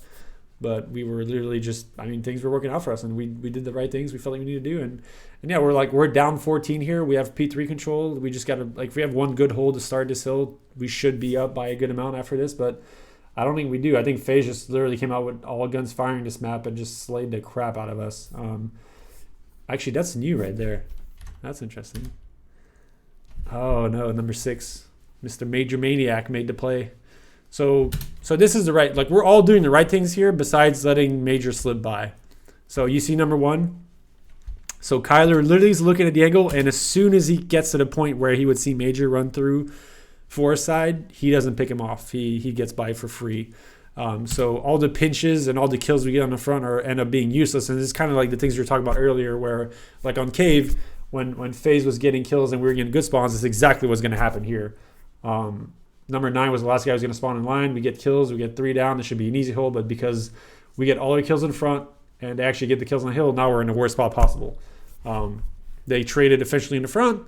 They got good spawns. We spawned out. The guy who was pinching was thinking that more players would spawn in front of him, and he ends up being the first in line from the bad side of the map. So this is actually a really good play on FaZe's part, and just a little mishap on our end. And those are the kind of things that happen in this game. Like one player sneaking on the right part of the map to get spawns would literally, if as long as their team's on the other side of getting the kills, and it literally it changes the whole scheme of a map. So like now we're playing from behind. Like we were very much playing from in front if we held that whole P3, but now we're not.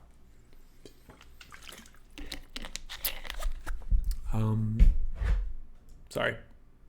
So yeah, moving forward, we make some good plays mid-map. We actually push them out really far on P4, which is really good. You see our players trying to get kills from the cross. Like we want to be aggressive here. We're trying to bring the fight to them to potentially flip the spawns if we get a lot of kills, but not only just force them to run back. So you see we're kind of getting free time on the hill as this is going on. But as soon as they get the kills, now we're in a bad spot because the guys on hills are kind of playing tight, and it's pretty easy to get picked off, and FaZe is just slaying on all cylinders right now. Absolutely running the floor with us. Which is like, again, it's a team that all year has been doing this. So it's no surprise. If anything, the surprise is they didn't do it earlier. But yeah, we've done a really good job of containing that slaying and even making the best of the kills they were getting by doing the right things around the map. And we just kind of like figured out how to beat them to a T. Kind of want to skip through this a little bit. There's not much, like, I mean, the insight here is we're getting shit on. I mean, look at the kill feed. Like, it's just, I mean, again, we're trying to do the right things, and we're trying to, that's like, this map for the most part, there's like 2 hills on this map where like making good team plays and like strategic rotations really make sense and are actually really good for your team. But for the most part, this is probably the most slay heavy map in the game. So it's like, it's a map where like, typically a team that's going to like, you can get outslayed by a little, like let's say 10-20 at most. But if you get outslayed by more than that, you're very rarely going to win a game. Unless you're making like, unless you're sneaking out left and right and the other team's just like spawn killing you uselessly. But we get a good breakout on P5. That's actually a really good position we have here. We should be able to hold the remainder this time. That's someone being super annoying. Ooh, Simp, that was a good play on in there. Ooh, Simpy. Simp with the 3-piece, and we are not getting this 15. Holy smokes. Oh, man, that was pretty sick. See, that's the kind of shit, dude. Like they, in our eyes, we felt like they were going to need to do that all series long to beat us. And that's just not something you can rely on. Like, at this level of play, like, maybe in the early stage of the year where there's, like, a misunderstanding of how certain things go and nobody clearly knows how to control certain parts of the map. But I feel like at this later stage where like map control is so important for the overall outcome of the game, like you can't just rely on breaking a hill with a 3-piece every time you're going to push through and you don't have map control. Like it just doesn't happen. And the fact that they did it so much this year to me is super impressive and a big testament of how good these players are on FaZe, and they're extremely talented. But yeah. Now Shotzi makes a good play, pushing through. This is really good because he's forcing 2 or 3 guys to go back. Like our team is just on the other end, is getting slayed like crazy. But Shotzi's being super annoying here and does a good play of playing his life. Like moving forward here would have made nothing. He already did a good job pushing FaZe back. We should get a free 10 seconds on this hill. And now as the team gets closer, he has the opportunity to make a play forward. But that was a really good play on his part. If anything, I would have liked him to like wait a little bit after he got that first kill at Red Train and just hold that.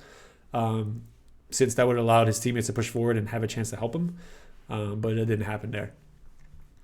Ender trying to push through. Makes a good play. We get 2 down. Now we're trying to break in. He gets a nasty entry on freaking on the door there. But nobody else followed that up. I guess we were getting cut off or something. I'm kind of curious. Let's back it up a second. I didn't see what happened there.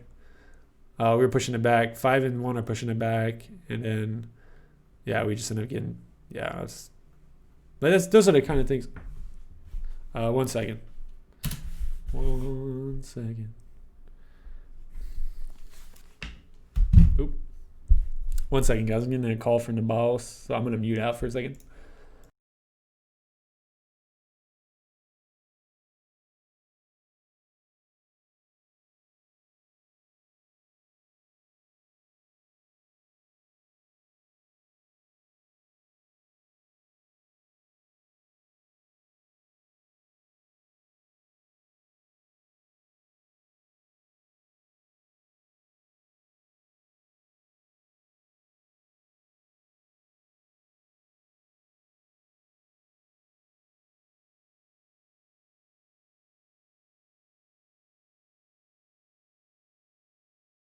Oh, man. Immunized. I appreciate, or no, was it Bearded Broadcast, man? My man, look at you, looking out for the guy. Hopefully it's for a raise. Love it. That's what I'm talking about right there. All right. That'd be nice, actually. It would be real nice, but no, it was not that. All right, so let's keep going. Yeah, so P2, we have control hill here. This is good. The game's, I mean, this is a really close game again. I think just down the stretch, you just start getting mopped sling-wise. But we're keeping up.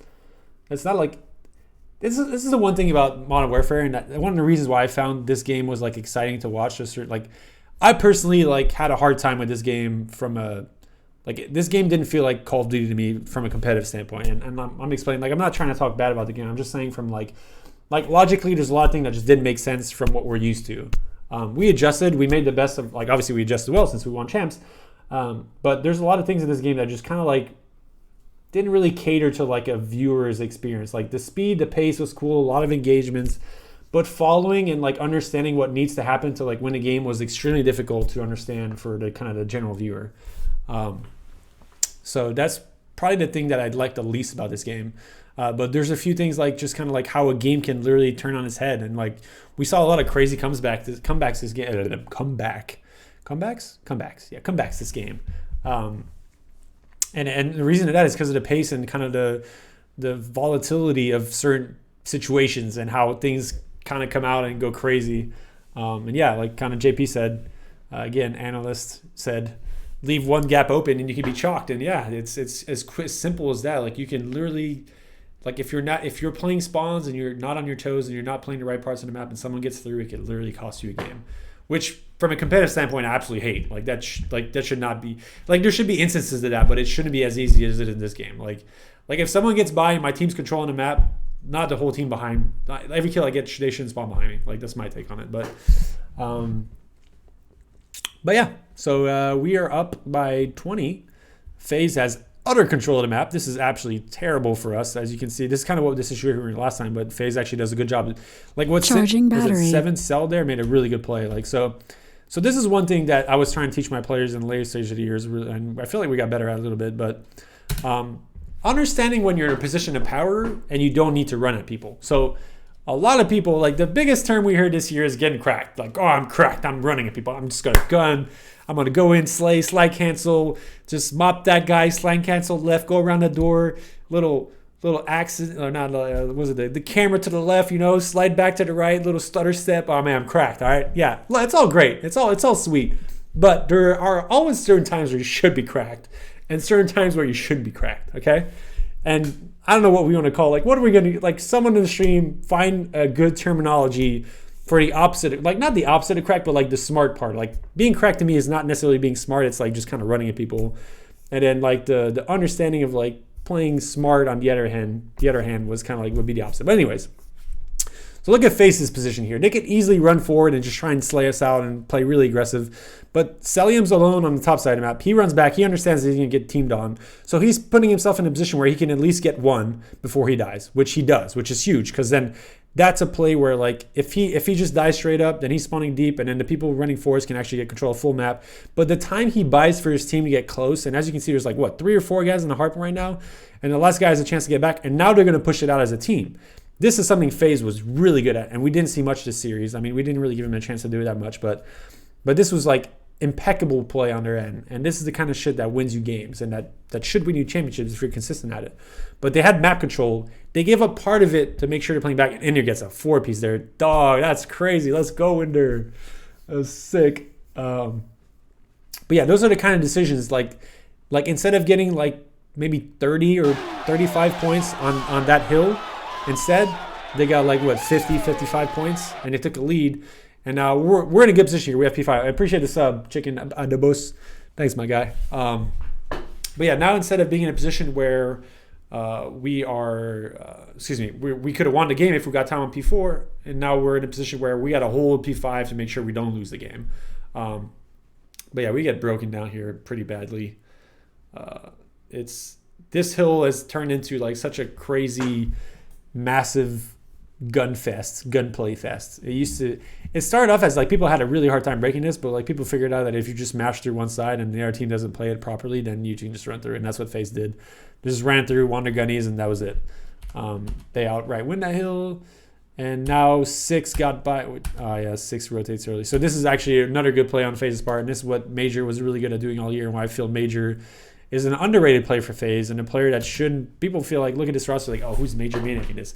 Major was, for the most part, like one of the main reasons why this team won a lot of tournaments. Like this guy to me was like one of the only players on that team that was like consistently playing strategically to get positions on the map that really allowed his subs to get the pressure they wanted. And I feel like when FaZe was at their best, the tiny terrors or whatever you call them, tiny terrors, like the younger fellas were just running at getting kills and creating so much havoc and distraction that Major can make plays around the map and get through to where he wanted to be to give the tiny terrors and the young guys a chance to make more plays on the map from a position that was advantageous and not from a position that was kind of bad. So Major did a really good play there. Crim6 should have been probably sitting back here and playing for spawns. But instead he spawns here. He thinks no one's there yet. I mean, granted it's a timing play, right? But he's still pushing forward, like I'm trying to get pushing him back to spawn deep. He gets a kill and then cuts your pipes, but like the damage is already done here. Like this is kind of what JP was talking about. Someone got through and we have no idea. Like he rotated early enough and got a deep spawn enough to where we had zero clue he was there. And ultimately that's going to lose us the game. Because if he's not back there, we keep spawning. Like what is this? Oh yeah, Shotzi pushes up because we think at this point they're spawning back warehouse. Like we think this is golden. Like there's no way they're spawning behind us. And look at where Shotzi made a push thinking that no one's behind it. That's why it's so important. Like someone got behind us. This is why it's so important that someone got behind us. We didn't recognize it because Shotzi makes the correct play here. He's gonna kill someone control lane, pushes up. At this point, we feel like we're making him to spawn deeper. Like should be a perfect play. Like this should be a map winning play right here. But because one person's behind us, Shotzi pushes up for a pinch, and then we spawn around top of him. Like, oh fuck, now we're screwed. Like now this is terrible. Not only are they getting good spawns, but we just gave up mid-map control because we made a spawn closer to hill, and our player that was in a position to make a play is now where our players are getting a bad spawn. So yeah, just that small mistake basically costed us this map. Like it's just, I mean, it's not. We can call it a mistake in grand scheme, but like it's just a small timing play that he didn't take the proper precautions to really make sure that we didn't get screwed, and now we're in a bad position. Like now we're scrambling to get time P1. We make a good was it 5 shots? It makes a good play to try and get spawns here, which is really good. He actually could have went deeper, but he doesn't think he can get that far. He thought they saw him, so that's why he didn't come back. He actually could have snuck out and made the counter play, but he came back for kills because he thought they saw him and then try to work with his team. And then now we have basically one good break to break P2, which is pretty difficult once the team is properly set up. And we all die, and then we lose this map. So yeah, at this point we're like, okay, we lost the map. Shit happens. We're miles of search. Let's finish this off right here. Let's skip ahead. Like we're in no way, shape, or form like nervous right now. Like if anything, it was like okay. Like now we're like we feel like we're going to every map feeling like we can't lose this map, and that's that's something I like to give a testament of is really the importance of being in the right mindset going into these games, because it's a long series. You cannot find yourself looking ahead of yourself. You cannot find yourself look ahead. Like if you look ahead of yourself, you will lose games. Period. And it was a grind series. Even though we won the 4 maps, we're still looking at it to go with the long haul. Like we know that FaZe is not going to give up, and regardless of how they are mentally, like how situational and how difficult it is to come back from games like this, from a series, from a deficit like this, we know that they can, like if there's any team in the league that come back from this, it's them. All right, so let's go back to the start of the first round. All right, Ramaza search. Little outline on this. We played this against them the first series. Their veto against us this year has been Piccadilly ever since. So they smacked us at the was it the LA event, the first event I coached at this year. We played Piccadilly Search, and they actually put the stomping on us. Simp had like a crazy sniping performance of like 11-1 or something like that. We saw Minnesota play a map against them and actually destroyed them in the semifinal, which is what we ended up playing Minnesota in the finals and ended up winning that tournament. We watched how Minnesota played that, and we liked what we saw. Like, we typically didn't really like that match very much at the start of the year.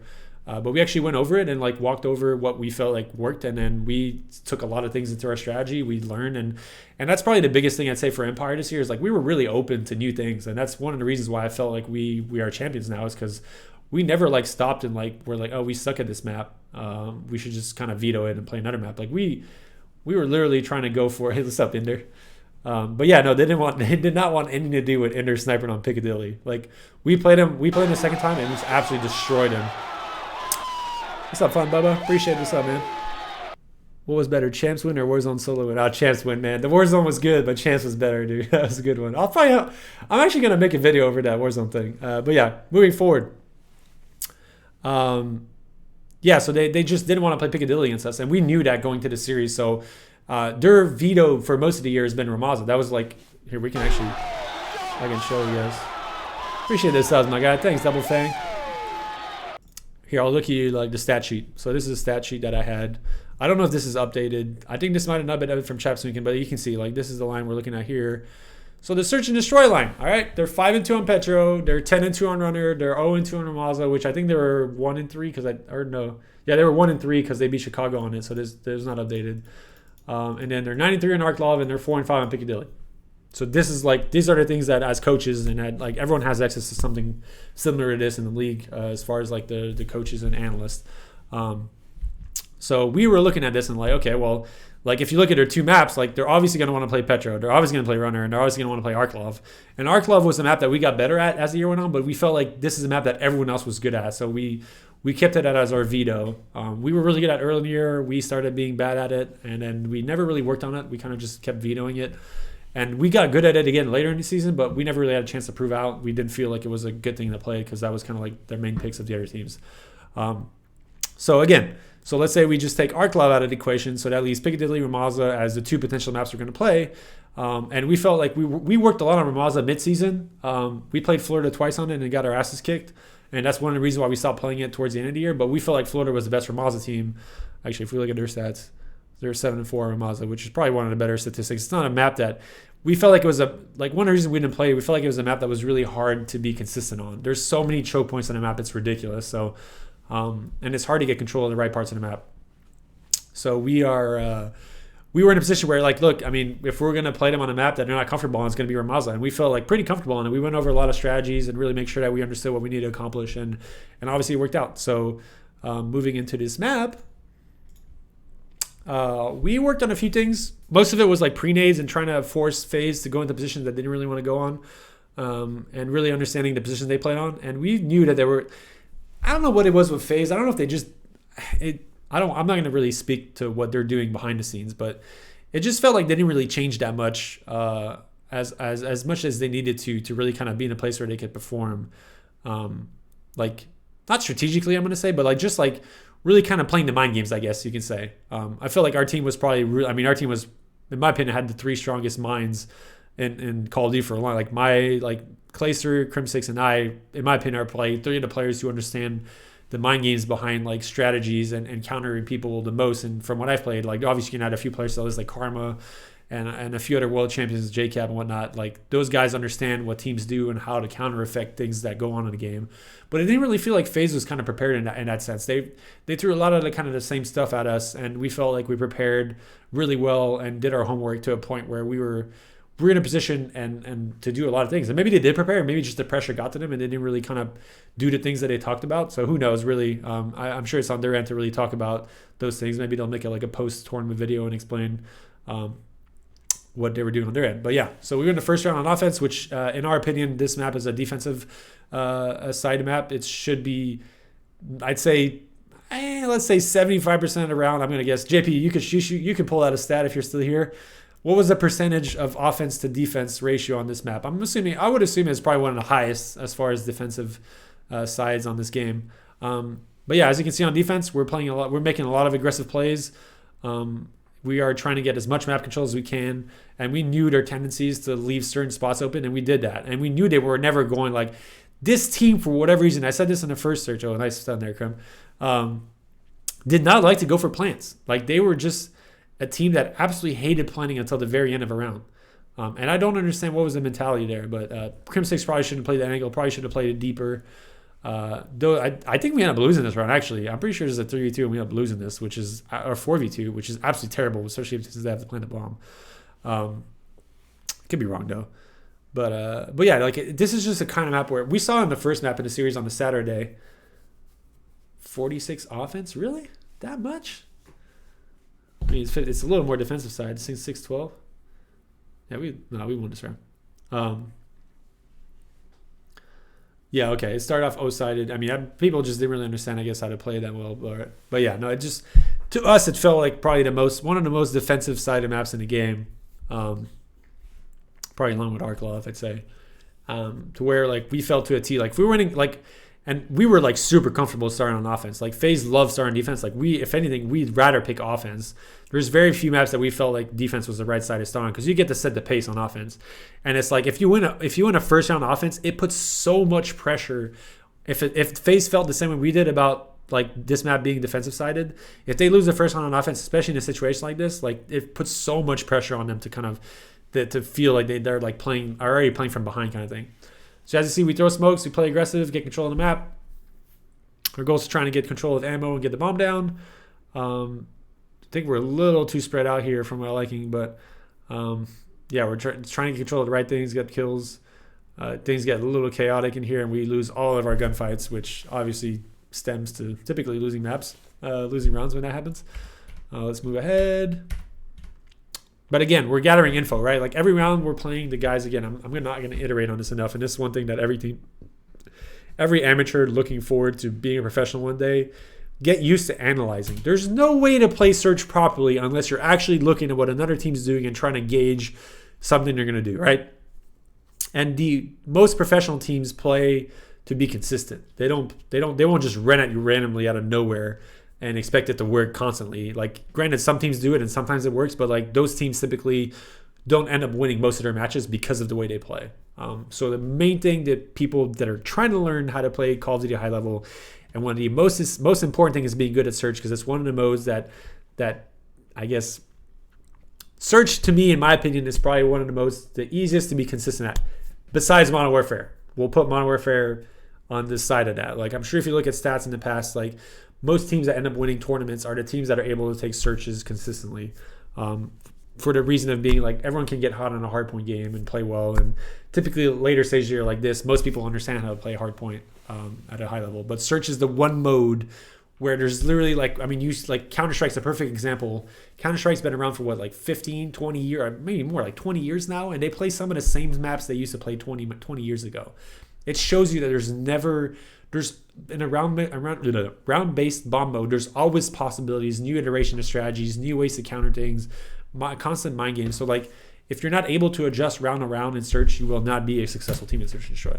And the only way to adjust from round to round is to communicate with your teammates as to what you're seeing on the map, as to what you feel the other team's going to do, and try and build like you have kind of not set strategies, but you have like ideas of how to make certain plays, but like reacting to what you feel like the other team's going to do. And like right there, like Illy's in a spot that Simp had no idea he was going to be on. I guarantee if FaZe did their homework, they never saw that. But that's us adjusting, like us trying to create openings and make plays off situations that we felt like FaZe wasn't doing a good job on. So Shotzzy tries to take advantage of mid-map there. Didn't work out. They kind of picked up on it. And this is FaZe playing Spirits. Like, Shotzzy should have never went there theoretically, because we were up like in a round where we have an advantage like that, you don't need to create another opportunity. So like Illy made an aggressive play, got a kill. Now you have your advantage on defense. This is where now you kind of sit back a little bit and try and focus on what they're trying to push, and then trying to cater. Like, let's say Shotzzy never died. Maybe like there's 3 guys in ammo now, and then we trade that kill on Porta. But because Shotzzy died, they were a little spread on the map. We had 2 guys at A still. We didn't know what side they were pushing. And that causes like that distraction and the difficulty in making plays as a team. But yeah, we make plays. They have bomb planted 2v1. This was this is the play Clayster made. Oh my god, this was he ran out of ammo, dude. Oh my all right. This is insight because I was here in the communication and we actually watched this map as a group last night because it was at the office when we were there. Clayster never told Kyler that he was defusing. All right? Everyone understand how bad of a mistake that is. He never said that. He never told Kyler that he was defusing. Kyler this whole time was baiting the angle out for Clayster to go around and kill him. Like, Kyler was making the team play here, all right? Like, yeah, this is like 100%. Especially when you know where he is. Like, this is sorry, Clay, but this is a bad decision. This is not a percentage call. This is like you're putting Kyler in a situation where if he gets gunned, you will lose a round rather than like Major has 2 sides to watch. You push one side or you push both sides at the same time. You're gonna trade that kill up 9 times out of 10. So yeah, so Kyler, like you see Kyler's baiting it out, like he's playing his lifeline. He's like, what the fuck? But now he sees his defusing, so like Kyler's like, oh shit, I can't let him come out. If he comes out, he kills Clay, and I got no bullets, and I'm screwed. So he just throws his body at him to try and buy more time. And literally, like, look at this, defuses there, dies there. Like we're talking like 2 or 3 frames. We're not even talking. We're talking a split second of getting that defuse. Oh my god! And dude, I had no idea it was this bad when I'm listening because again, I can't watch this, right? Like I got no idea. Look at Clay's laughing. Like he's like he knows like we got away with one there. It's like oh my god. And Kyler's like, dude, Kyler's stressed out of his mind. Clay's laughing still. But yeah, so you kind of tell like we definitely feel like we got away with one there. That would have been really really bad. And no, I don't want to play that again, Benzie. That was tragic. We should never watch that. That should be deleted from the COD world forever. As far as championship team making plays to win games, that was not a good one. I think Clay's gonna do it similar to I'm doing later today. You guys should definitely go watch that. And I actually want someone to, if one of you guys are watching that, please link me a clip of when he talks about that play. I really want to see what he's got to say about that one. But yeah, all right. Moving forward, we were trying to be aggressive bottom mid. We knew Abizi always liked playing bottom mid, so we're trying to make a play. We actually play for the trade. Kyler plays his life. And this is one thing Q did really good in this series. He's just kind of baited left and right. Like, a lot of people can look at stats, but like those kind of plays that Kyler was making, like those support plays, like, if you don't have those kind of players on your team, you will not win games. And I feel like that's probably the thing FaZe was missing. It's like, it felt like most of the team just felt like they were trying to be superstars at every end, and it's like, and it got to a point where, like, at a certain point of the year, there's certain players that were making those plays, and I think in a later stage of the season, like, none of them were really willing to take that role on. So it's just like you can't really win games doing that, at least consistently. So we make a play. We're trying to get to B again. Porter kind of sprints at Simp because he wasn't expecting him to be there. Dies. I think there was miscommunication there actually because I think this is the play. I remember this actually because Ant came through bottom mid, and I think Ant said because Porter was saying I'm gonna kind of pick. I'm gonna try and get the guy crates or stacks or whatever we call it, and then Ant was saying, wait, give me a second, let me try and get through. And I think Porter miscommunicated as like, I got that guy because he killed a guy. So it's just kind of like miscommunication down the ropes, and he was surprised and obviously just sprinting at Sim, giving a free kill, which is not good. We don't want to see that. So Ant gets a kill on Simp. There's still a guy in ammo, right? Or no, we killed the guy? One sec. Oh, he gets, dude, that was a crazy timing play. Yeah, he came to top ammo and actually got shot in the back by the other guy, but they played his life. That's massive. That's a 3-on-2. Like, I remember we lost this. This one made me lose full because I could kind of tell what's going on. Look at our position. This is how not to play Call of Duty. All right? Look at our positions, all right? We have bomb planted. We are on their side of the map. We know we are pretty certain no one got through our side. And we are all playing individual angles and with soft angles. By soft angles, I mean we are like peaking angles at which if a player comes through expecting the position and camera's our teammate, that player, he will die. Yo, programmers, thanks for the sub, my guy. I appreciate it.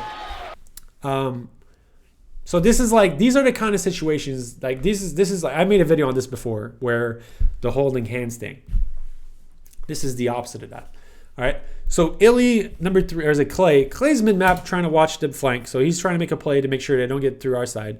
But Crimson, was it Shotzi and Illy are playing 2 angles. And Illy just soft peeks the angle. He probably sound heard him walking through, and then just gets killed. Free kill. The round starts in a bad place. So now Clayster, because the position's given, is forced to run away from his position mid-map and come through. In this situation, if Ender and Shotzi trade a kill, we win this round 100% because Clay's going to come through late in the round, basically. Let's say for whatever reason, like Priest has run through stairs, and let's say Shotzi's laying in the stairs, Ender's watching right over him, and then we kill him. We trade this kill. That means Major is forced to try and trade that kill out, and that gives Clay a chance to come from mid-map to go to top bathrooms, and the round's over. If Clay gets top bathrooms and there's like 15 seconds left, Major's got to try and bait him off the bomb, and then Clay's got 2 angles to go back and forth from mid-stairs to top bathroom window, and the round's over. But because they get a free kill, and there's no trade given, Clay's now forced to run back, and Major makes the smart play, and like they understand that like Clayster typically plays the A side of the map. There is 100% chance that someone's going to be top mid. So Major makes a play, goes aggressive top mid, kills Clayster trying to come to window, free kill. We're just getting picked apart. You look at this setup we had, you would have thought we didn't have an advantage. Yo, Josh, thanks for the gifted on Benzie, my guy. I appreciate it. But yeah, it's really like a situation and understanding of where our positions were really not the right thing to do. Zio, for those who don't see the chat right now, Illy said, Zio, we ego chow, right? You know this. So there's a smart ego chow in there. You should have okay, you didn't ego chow together though. That's what I'm saying, all right? You should have both ego chow. If you want ego chow, fine. But do it as a team. Zio should have been a group there, not a fucking individual unit. That's what I'm saying, all right? So yeah, because we die there, now Ant's in a bad position. Gets the first kill, and I don't know what exactly Ant was thinking here. This is very, we threw this round so hard. All right, Shotzi gets the first kill. There is 20 seconds left to the bomb. At this point, I think he thinks he's defusing, but even then, you can, soft peek the angle. You can just check it. And just literally, boom, I'm going to jump out the window. Yeah, I don't know what that was about. That was not good. That was a throwaway. All right. It's all good. All right. We made, dude, Illy just said it. Xio fucking ego chows all day. That was the egoist of chows I've seen all year long. All right. We should make a gif out of that and be like, yo, Xio ego chows. All right. Was Kyler laughing? Yeah. That's good, dude. It was like, what was that? Even Clay's like, yeah, that wasn't the play. But yeah, if we win that, if we win that offensive round, that's huge. The game's over at that point. But now, since they won that, they have a chance. And I believe they win this round too, which is massive. And again, playing soft angles where they expect, we're just getting cameraed, and then Shotzi gets picked as well, and they just run through us, and we just get torched. And I don't even want to. Oh, Ender gets 2 here actually. Oh, let's go, Ender. Where did you get? Ender gets. Oh, you picked your mid street. That's smart. No, actually, where'd you get that kill? Oh, you're mid stairs. My bad. Get a kill mid stairs. Let's go. Ender runs back. Expect someone to be top mid. You got top mid too? That'd be sick, dude. Oh, dude, challenge cell. So this is one thing. This is one thing again from preparation standpoint.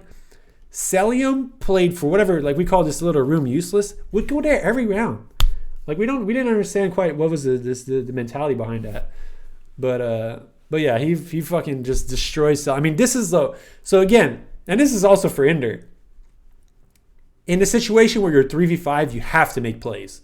You can't expect to win a round by just playing standard. You don't have numbers. Someone who is in a position to make a play, which is Illy in this case, who's top mid, has to make a play and try and get us back in the round, which he does perfectly. He gets the first kill, understands where the second player is at, plays his life, runs back, and now plays a standard position. And now we're in a position where we can win this round. But Porter gets picked. They just run through. They actually bait him out because someone shot through the door, which is a good play on FaZe's part. But we still have a chance to win this round. We have control of top mid. If we can get the Goff bomb, which we almost do, which would have been a big kill. But that was tragic actually. That was if Ender actually stays in the corner and Clay gets that kill, we can easily win this round now.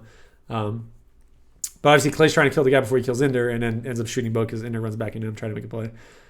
Clay still has a chance to win this round, but couldn't get the Goff bomb and just gets picked after that. But yeah, I mean, we still it was a 3-on-5, and we still had a chance to make a play and win around there. But yeah, no, you did shit on Cell for sure. All right. Moving forward, now it's 3-3. Now we're like, we lost 2 straight rounds. It could have been 4-1, and instead it was 2-2 or excuse me, 3-2, and now it's 3-3. So now it's not ideal. Porter gets a really good pick there. Inter gets another pick as well. So like now we're in a position where we can make plays happen. Like we know we're in a good state to win this round. As long as we play as a team, we pick up on a guy pushing flank. I'm pretty sure. Actually, no, you didn't. Ooh, stays alive. Ooh, good job playing your life in there. Love to see it. And Clay's going to rotate back. He should be able to get this kill for free. 5v2, easy round.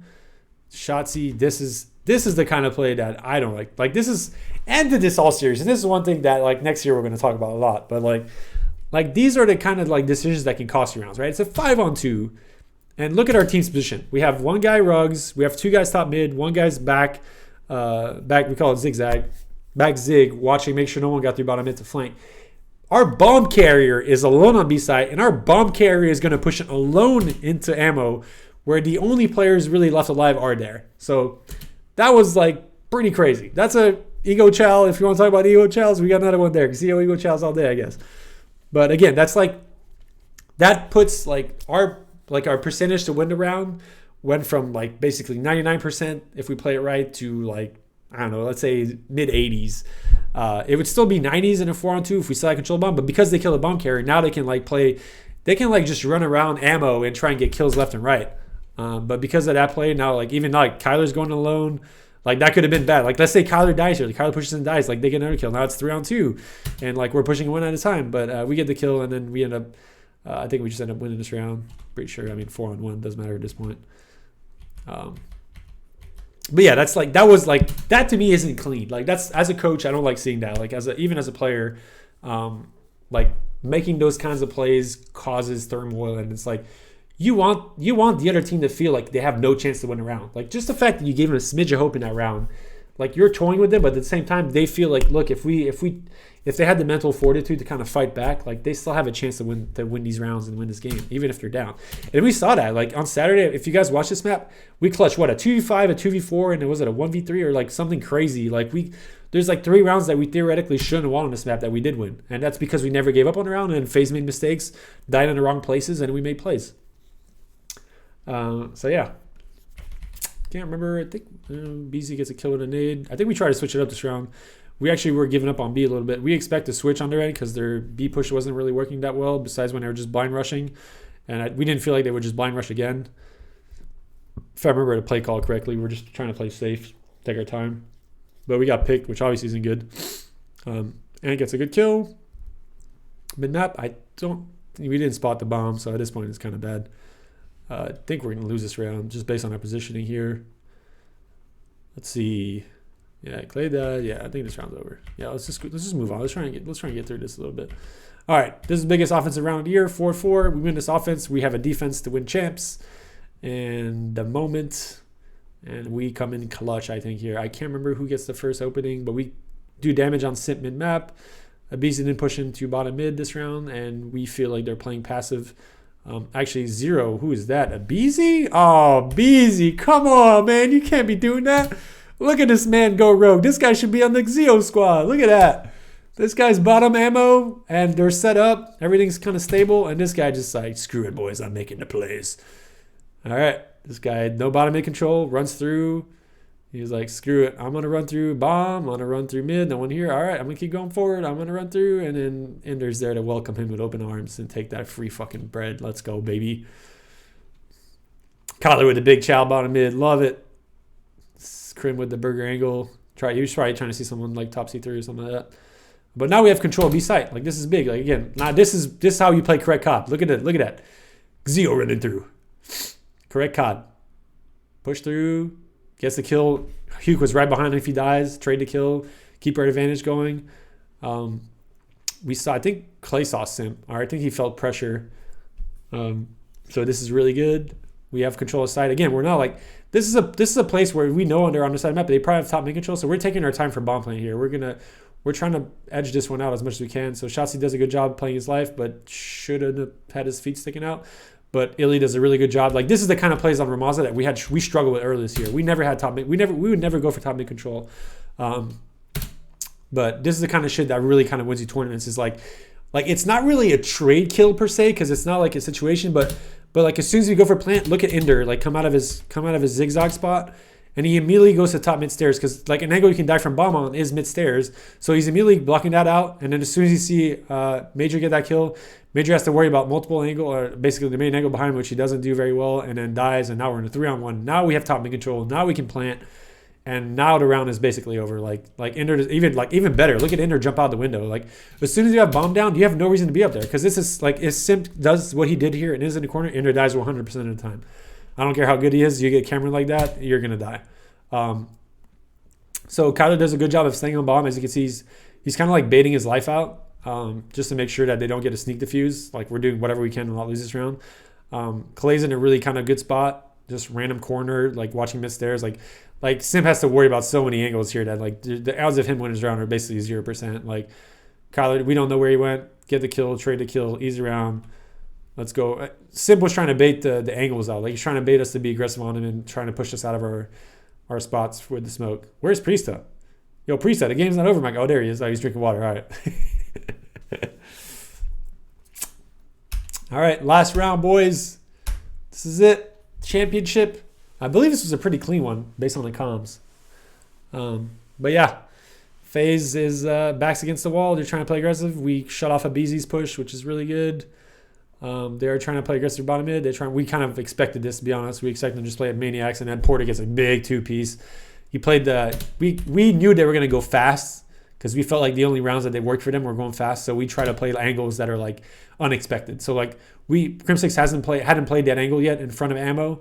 And just does that and gets a kill through like on the edge of the smoke, gets a big kill on the BZ, and then just picks up Priesta unexpected. And then now it's a 4-on-3. We know they're pushing B side, so we're taking advantage. Look on number 3 pushed up. Clay's pushed up really far. He's going for like kind of a flank. Crim already died, and so I think it was a communication between Kyler and Shotzi here. Kyler's top mid, so he nades the corner that Crim died in, and we kind of expected him to Priesta to be or to sell since the bottom door wasn't broken. So there's communication going on here as to where he is. Communicates where he is and just doesn't hesitate. Slide cancel, kill his ass, done. Now it's a 4-on-2. We know where bomb is. Priesta's bomb carrier on this map. Everything's going well for us here. So it's now they're forced to make plays. Glacier's on the white flank, and actually this is one thing that happened here. Like we knew was it Major was there. So Sim makes a really good play here, a heads up play to try. If anything, I think Sim should have made a crazier play in trying to get some guys that were cutting his teammate off. But he goes back to try and help Major because he knows that if Major dies, this round's basically over.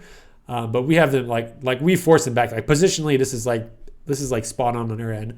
Like you see how we're not even really caring about B site. Like we have one player on there, Shotzi, but he's like mostly playing his life. Like we have control of top mid. If they do try and put bomb down with our advantage here, like we have angles top mid. Illy Ender, come on, my guy. You can't be losing that, dude. If you're still here watching, dude, that's not. Simp just gave you the deep dipsy doozle there. Woo. Oh. All right. Good win, Simp, but not enough, my guy. Again, we killed Major. We knew where he was. Self-control top mid. And gets the final kill. And that is it, boys. Let's go, hyped. Ant with the smiles. Kylie with the smiles. Porter with the pissed off happiness. Clay with the extreme hypiness. Ender just pushing his freaking backdrop down. Making sure he didn't spill anything behind it. Let's go. Sick, boys. Sick. Sick tournament. But yeah. You ready for me? I picked up the champagne. Yeah, let's go, Clay. 3 rings, baby. All right, that was good. That was fun. I hope you guys enjoyed that. I gotta do some work. I gotta make some videos. You guys tell me to look at Twitter because some things. I'm looking at Twitter. One sec. Let's go, Astro. What is this? Season 2 intel?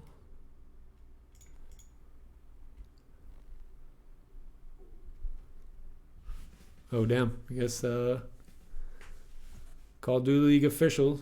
All right. Well, I guess it's cat's out of the bag now. 44. Interesting. All right, fellas. Well, our champs run's over. That's I mean, dude, I'm not even worried about that just yet. But yeah, that's super exciting. Let's do 5 minutes of Q&As, and I'm going to, let's see, I'm going to copy pasta some of your questions. All right.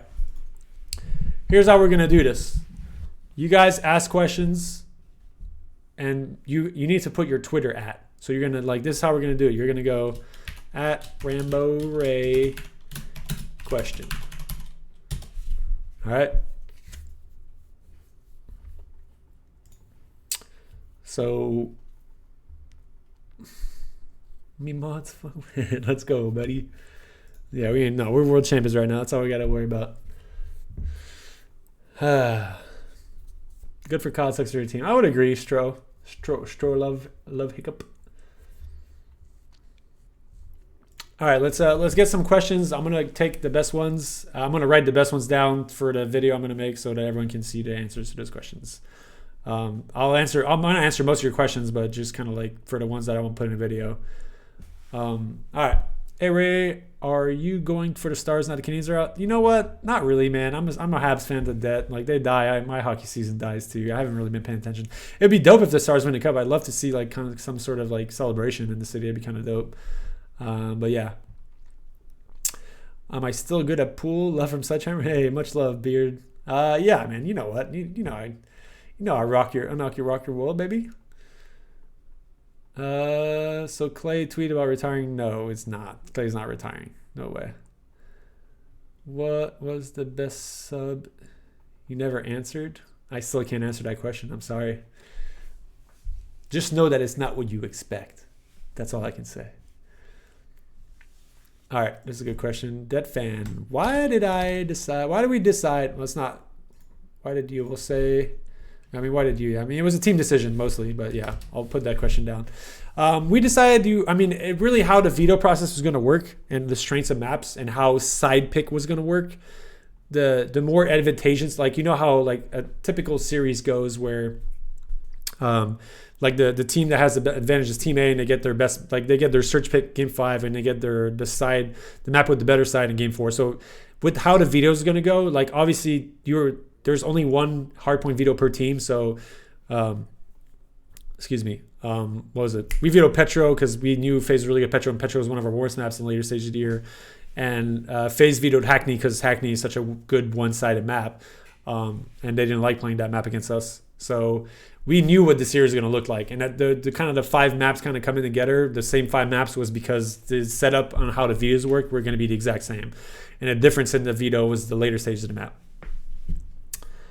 All right, Delta Money, good question. What makes an amateur stand out? I would say their ability to win, their attitude, and their showcase their talent on their social platform and kind of catch the eye of the right people. Like, you want to be on a team that's winning, but like if you're streaming, I'm watching you, you're losing full left and right, or you're not communicating well, or you're just not really playing for your team, or you're just kind of getting angry. Like, attitude to me is like the biggest, most underrated trait in a Call of Duty professional. Like, players with good attitude, our team for the most part had great attitudes all season long, and that to me is like the biggest kind of state that really made our team a successful team. This is a good question. How much prep scouting was done against Chicago compared to FaZe? Not nearly as much, but we did some. I'll go more into, and I'll write this question now. I'll go more in depth in the video I'm going to make so you can see a better answer. Keep some spiciness for that for you guys who want to watch that video. Does going back to 4v4 mean specialized? We'll just talk about 4v4. Is anyone? I want to talk about the 4v4, but I'll reiterate the question. Let's say I'll just put like, what are your thoughts on going back to 4v4? We'll just go with that, if that's okay, hopefully. I'm sorry if I reiterated the question, but we'll just talk about it. Did I said the right person? I'm just going to put the first person down that said the 44 thing. I think I did it right. Sorry if I didn't shout out the right person for this. Where am I? I lost some questions here. What question? What the hell? Oh, no, you added me. You got to add your Twitter. Crap. Man, sorry guys, I'm trying to like find the questions in the chat. My apologies. Okay, this is good. You're not supposed to put my ad, guys. Master King, can you give me your Twitter ad, please? I want to put Master King just for now. Whoever asked the... I gotta go back. Sorry, this is stuff. There's a lot of you guys put in chat. Trying to keep track. Sorry. Did you or did someone decide to chalk P4 cave set up P5? It was an in-game decision based on our lead, Sheriff. It was Placer made the play call in-game, and we talked about doing that if we were had a lead to maintain our lead. Chalking P4 and getting P5 made sure that we weren't getting ran over on 2 straight hills. So giving them all time on P4 made it to where if we make sure we get P5 time, they're not going to chain 2 hills. While if we went for P4 time and we lost the fights and only got a certain amount of time, then they would get sponsored P5, which made no sense in that situation, which the play we made was the correct one. Okay, I got to go down here. I'm trying to find the questions again. I apologize for the lack of coordination. Is someone asked if Huntsman was on the finals, would it have been a harder match? I don't know. That's a tough one.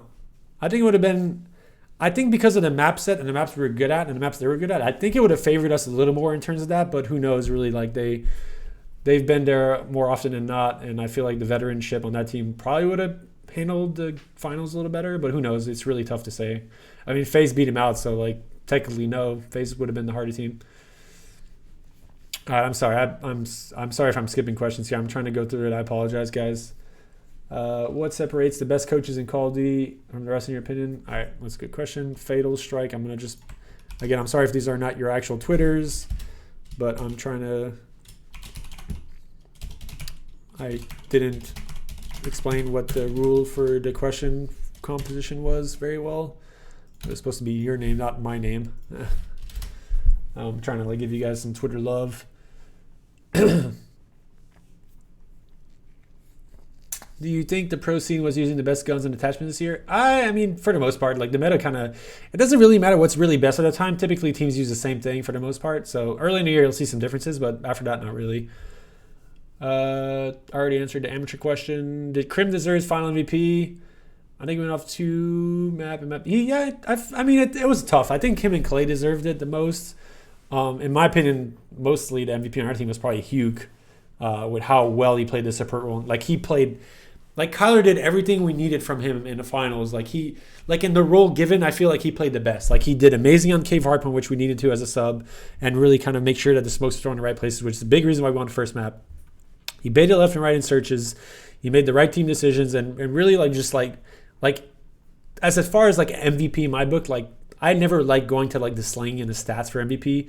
To me, it's which player really kind of played the best in their role that caused their team to like have the best chance to win. And I feel like, to me personally, it was a mix between Kyler, Clayster, and Krim yesterday for the most part. I mean, Ender and Shotzi played amazing as well, but just from like a standard of like how well they played within their role, like to me that was like the biggest things that happened yesterday. How do you think preparation for? Let's see, that's a good question. How do you think preparation? I'll answer this one in the video. ADG. Sorry if I'm not answering right now. I apologize.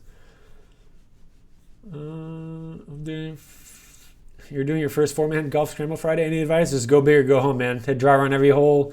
Just try and have your most stable player hit first. Someone who can just put the ball in the fairway and just have everyone else who can hit it far. Just try and put it as deep as you can, and hopefully someone hits a good one where you can take. But yeah, being a scramble is all about being aggressive at all times. You can't afford to not be aggressive. Now that has been announced 44, who do you think Chicago? I have no idea. I mean, you would assume Chicago has Pristini off the team because of how things went in the later stage of the year, and he was like the new guy on the team. So, but Atlanta, I don't know. That's a tough call. I personally think getting rid of Major would be the wrong decision, but who knows? Maybe they go with that. How big of an advantage was it having only playing 3 matches? I mean, obviously it helps. Only having to win 3, but at the same time, we didn't really have time to kind of get in a groove. We really had to, like this, only having to play 3 matches gave us more time to prepare, but made preparation even more important for our matches because we didn't really have time to kind of come in and lose or like do much. Like there wasn't much like not free match, but there wasn't much like preparing at a competitive, like on a competitive environment. Like we hadn't competed for a few weeks, so it's really to a point where like we came in with like very little playing time on a competitive front. Question aside, that's a good question, Rain. I'm gonna put this one on there. Question aside from not being able to, all right, I'm gonna take the question thing out. Obviously, it's a question. And what was your Twitter? Fudge. That was J Rains TV. I'm just gonna put J Rains TV. J Rains TV. All right. I still don't have. I'll try and find it. All right. But yeah, I'd say the hardest part of coaching, I think it's really like dealing with the bad days, like dealing with like bad player attitude, I guess. Like there's days where certain players just didn't feel like playing and whatnot, and like it felt like a waste of time. And that was personally, to me, it was like the hardest thing to really kind of get through, because it just feels like I'm trying to push things and get better with the team when the attitude just wasn't there. And to be fair, like didn't happen that much, but like certain players just had rough days at certain times and go through spurs of where like our practice just wasn't as great as it could be. And then for me, it felt like we weren't preparing properly because our practice just wasn't there, or the effort in practice wasn't there, I guess. What do you think of Dom versus Uplink, etc. Map 3? I don't personally think much of it. I think it's kind of what it is. Like we'll get used. Like a team needs, like all modes are cool. I definitely think. I think Blitz was definitely the worst of the three. I think Control was pretty cool from Treyarch. I kind of like that one probably the most of the three. Dom was all right. It really, like Dom is so dependent on the maps and how the spawns work. Like it's just it's a cool mode if things are made to where they make sense and you can 3-cap. But if there's no 3-cap opportunities and they don't make sense, and it's just like you see teams camp and like teams play for one flag and so on and so forth, it's kind of. Uplink was really cool with boots. I felt like Uplink in Advanced Warfare was really cool. Like there was a cool kind of scoring mechanic to that, which made it interesting. But I feel like without boots in the ground, it was kind of or without the boost was kind of. You don't agree with changing 44 after franchising?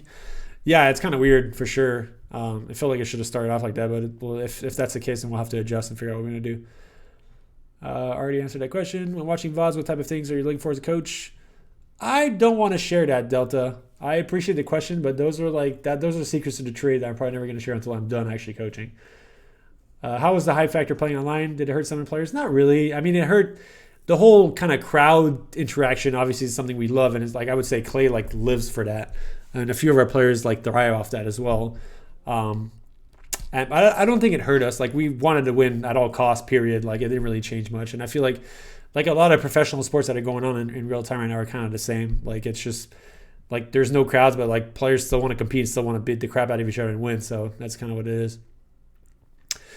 All right, this is a good question. Do you think it's still compete in COD today, Ray? I don't know, man. Probably not. But if we're gonna see, this is what I'm gonna say. I'm not trying to compete again, but in the next Call of Duty game, I'm gonna try and grind from day one and see if I can get in those like competitive 10s, like pro 10s or amateur 10s, and see if I can still play at a decent level.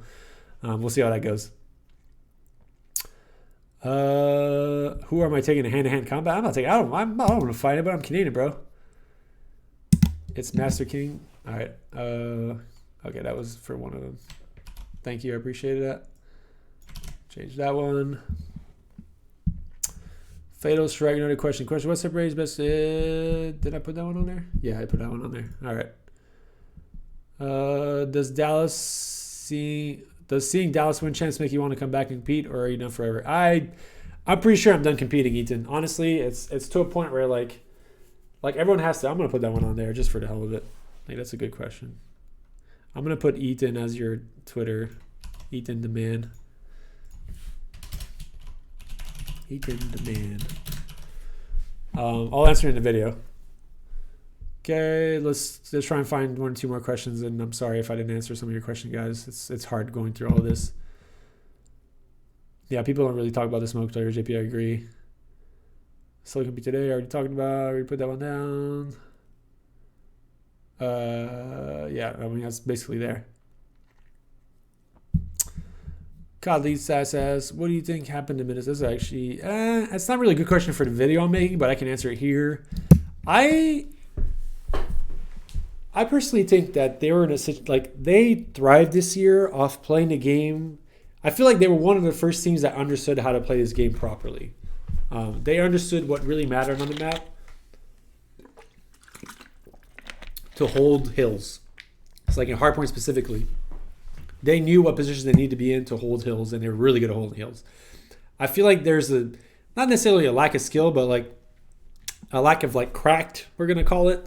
Like there's not a lot of players in that team that were able to just kind of go in ham and like get kills left and right when trying to break a hill. And I feel like that's what kind of ended up making it really hard for them to be consistent towards the end of the year when everyone else started figuring out what those positions were and how to do those things properly. And they just weren't able to play at that pace. And the speed of the game didn't necessarily increase. Just like FaZe kind of set the bar on the speed of the game and everyone kind of caught up to that. And I feel like Minnesota just didn't. And I feel like that's why Minnesota had such a struggle towards the end of the year compared to early in the year. What's next non-COD? How much time will your team get? Mr. Bobby. Oh, Bobby. Fun Bobby. All right. Talk about the offseason a little bit in the video. I'll answer in the video, Fun Bob. But, yeah. What's next? For sure, I'm going to be bowling a lot in the offseason, playing golf. Thanks for the sub, ADG. But, yeah, just a lot of kind of relaxing away from video games, I think, is going to be the main thing for me so I can come back fresh. I definitely felt a little bit of the grind on me in the last couple of weeks specifically. Just was getting a little hard on me. So I'm definitely going to take time away from everything. Kind of go bowl tournaments, get my competitive itch going again, play some golf, take some lessons again probably because I need it. With the money we got, probably buy some new golf clubs. I want to start playing hockey again, actually. So I'm actually going to try and join some beer league or something, some fun casual hockey stuff. I haven't played hockey in a while, and that's something I want to get back in because it's good exercise. But yeah, just kind of get outside and do stuff, have fun, spend time with the lady and the dog, and really enjoy what we just accomplished is really kind of what I'm planning on doing. Okay, last question I'm going to put down is this one. All right. I appreciate all of you stopping by the stream. We kind of hit 300 viewers for a bit there. It's kind of cool. I'm hoping to stream a lot more during the offseason. This is one thing I'm going to say for those who sub. I appreciate you all very much, but I don't think I'm ever going to become like a consistent streamer who's like streaming like 7-8 hours a day, like the TPs and whatnot. Like I don't think, like I understand the value and what they do, and like some of the money you can get out of this is great, but it's just I don't feel like I have the ability to kind of grind this out every day. Like I enjoy life and I enjoy a lot of things in life that are not streaming. I love talking to you guys and I enjoy streaming, but it's kind of like a fun thing for me. It's like when I'm going to play games, I'm going to stream and have fun with you guys kind of thing. I definitely think I'll be doing it like more, like maybe 2 or 3 or 4 times a week, but I don't think I'll ever become like consistent to where like I have a schedule. I'm going to kind of hold on to that. But yeah, hopefully IRL golf streams after. Hope you guys have a good week. I hope you guys enjoyed this weekend and all the entertainment that happened. I hope you guys enjoyed the stream. I'll be putting this on YouTube whenever I have a chance and split it up into parts. And yeah, if you guys have any questions, again, hit me up on Twitter. I'm always down to answer stuff. I love you guys, the support you guys given us this year. It's been amazing. Just kind of, crap, was March, which is like, 5 months ago, 6 months ago, I just kind of came back competitive and everything kind of happened this fast. So yeah, it's pretty sick. Love you guys very much and have a good one. Later, guys.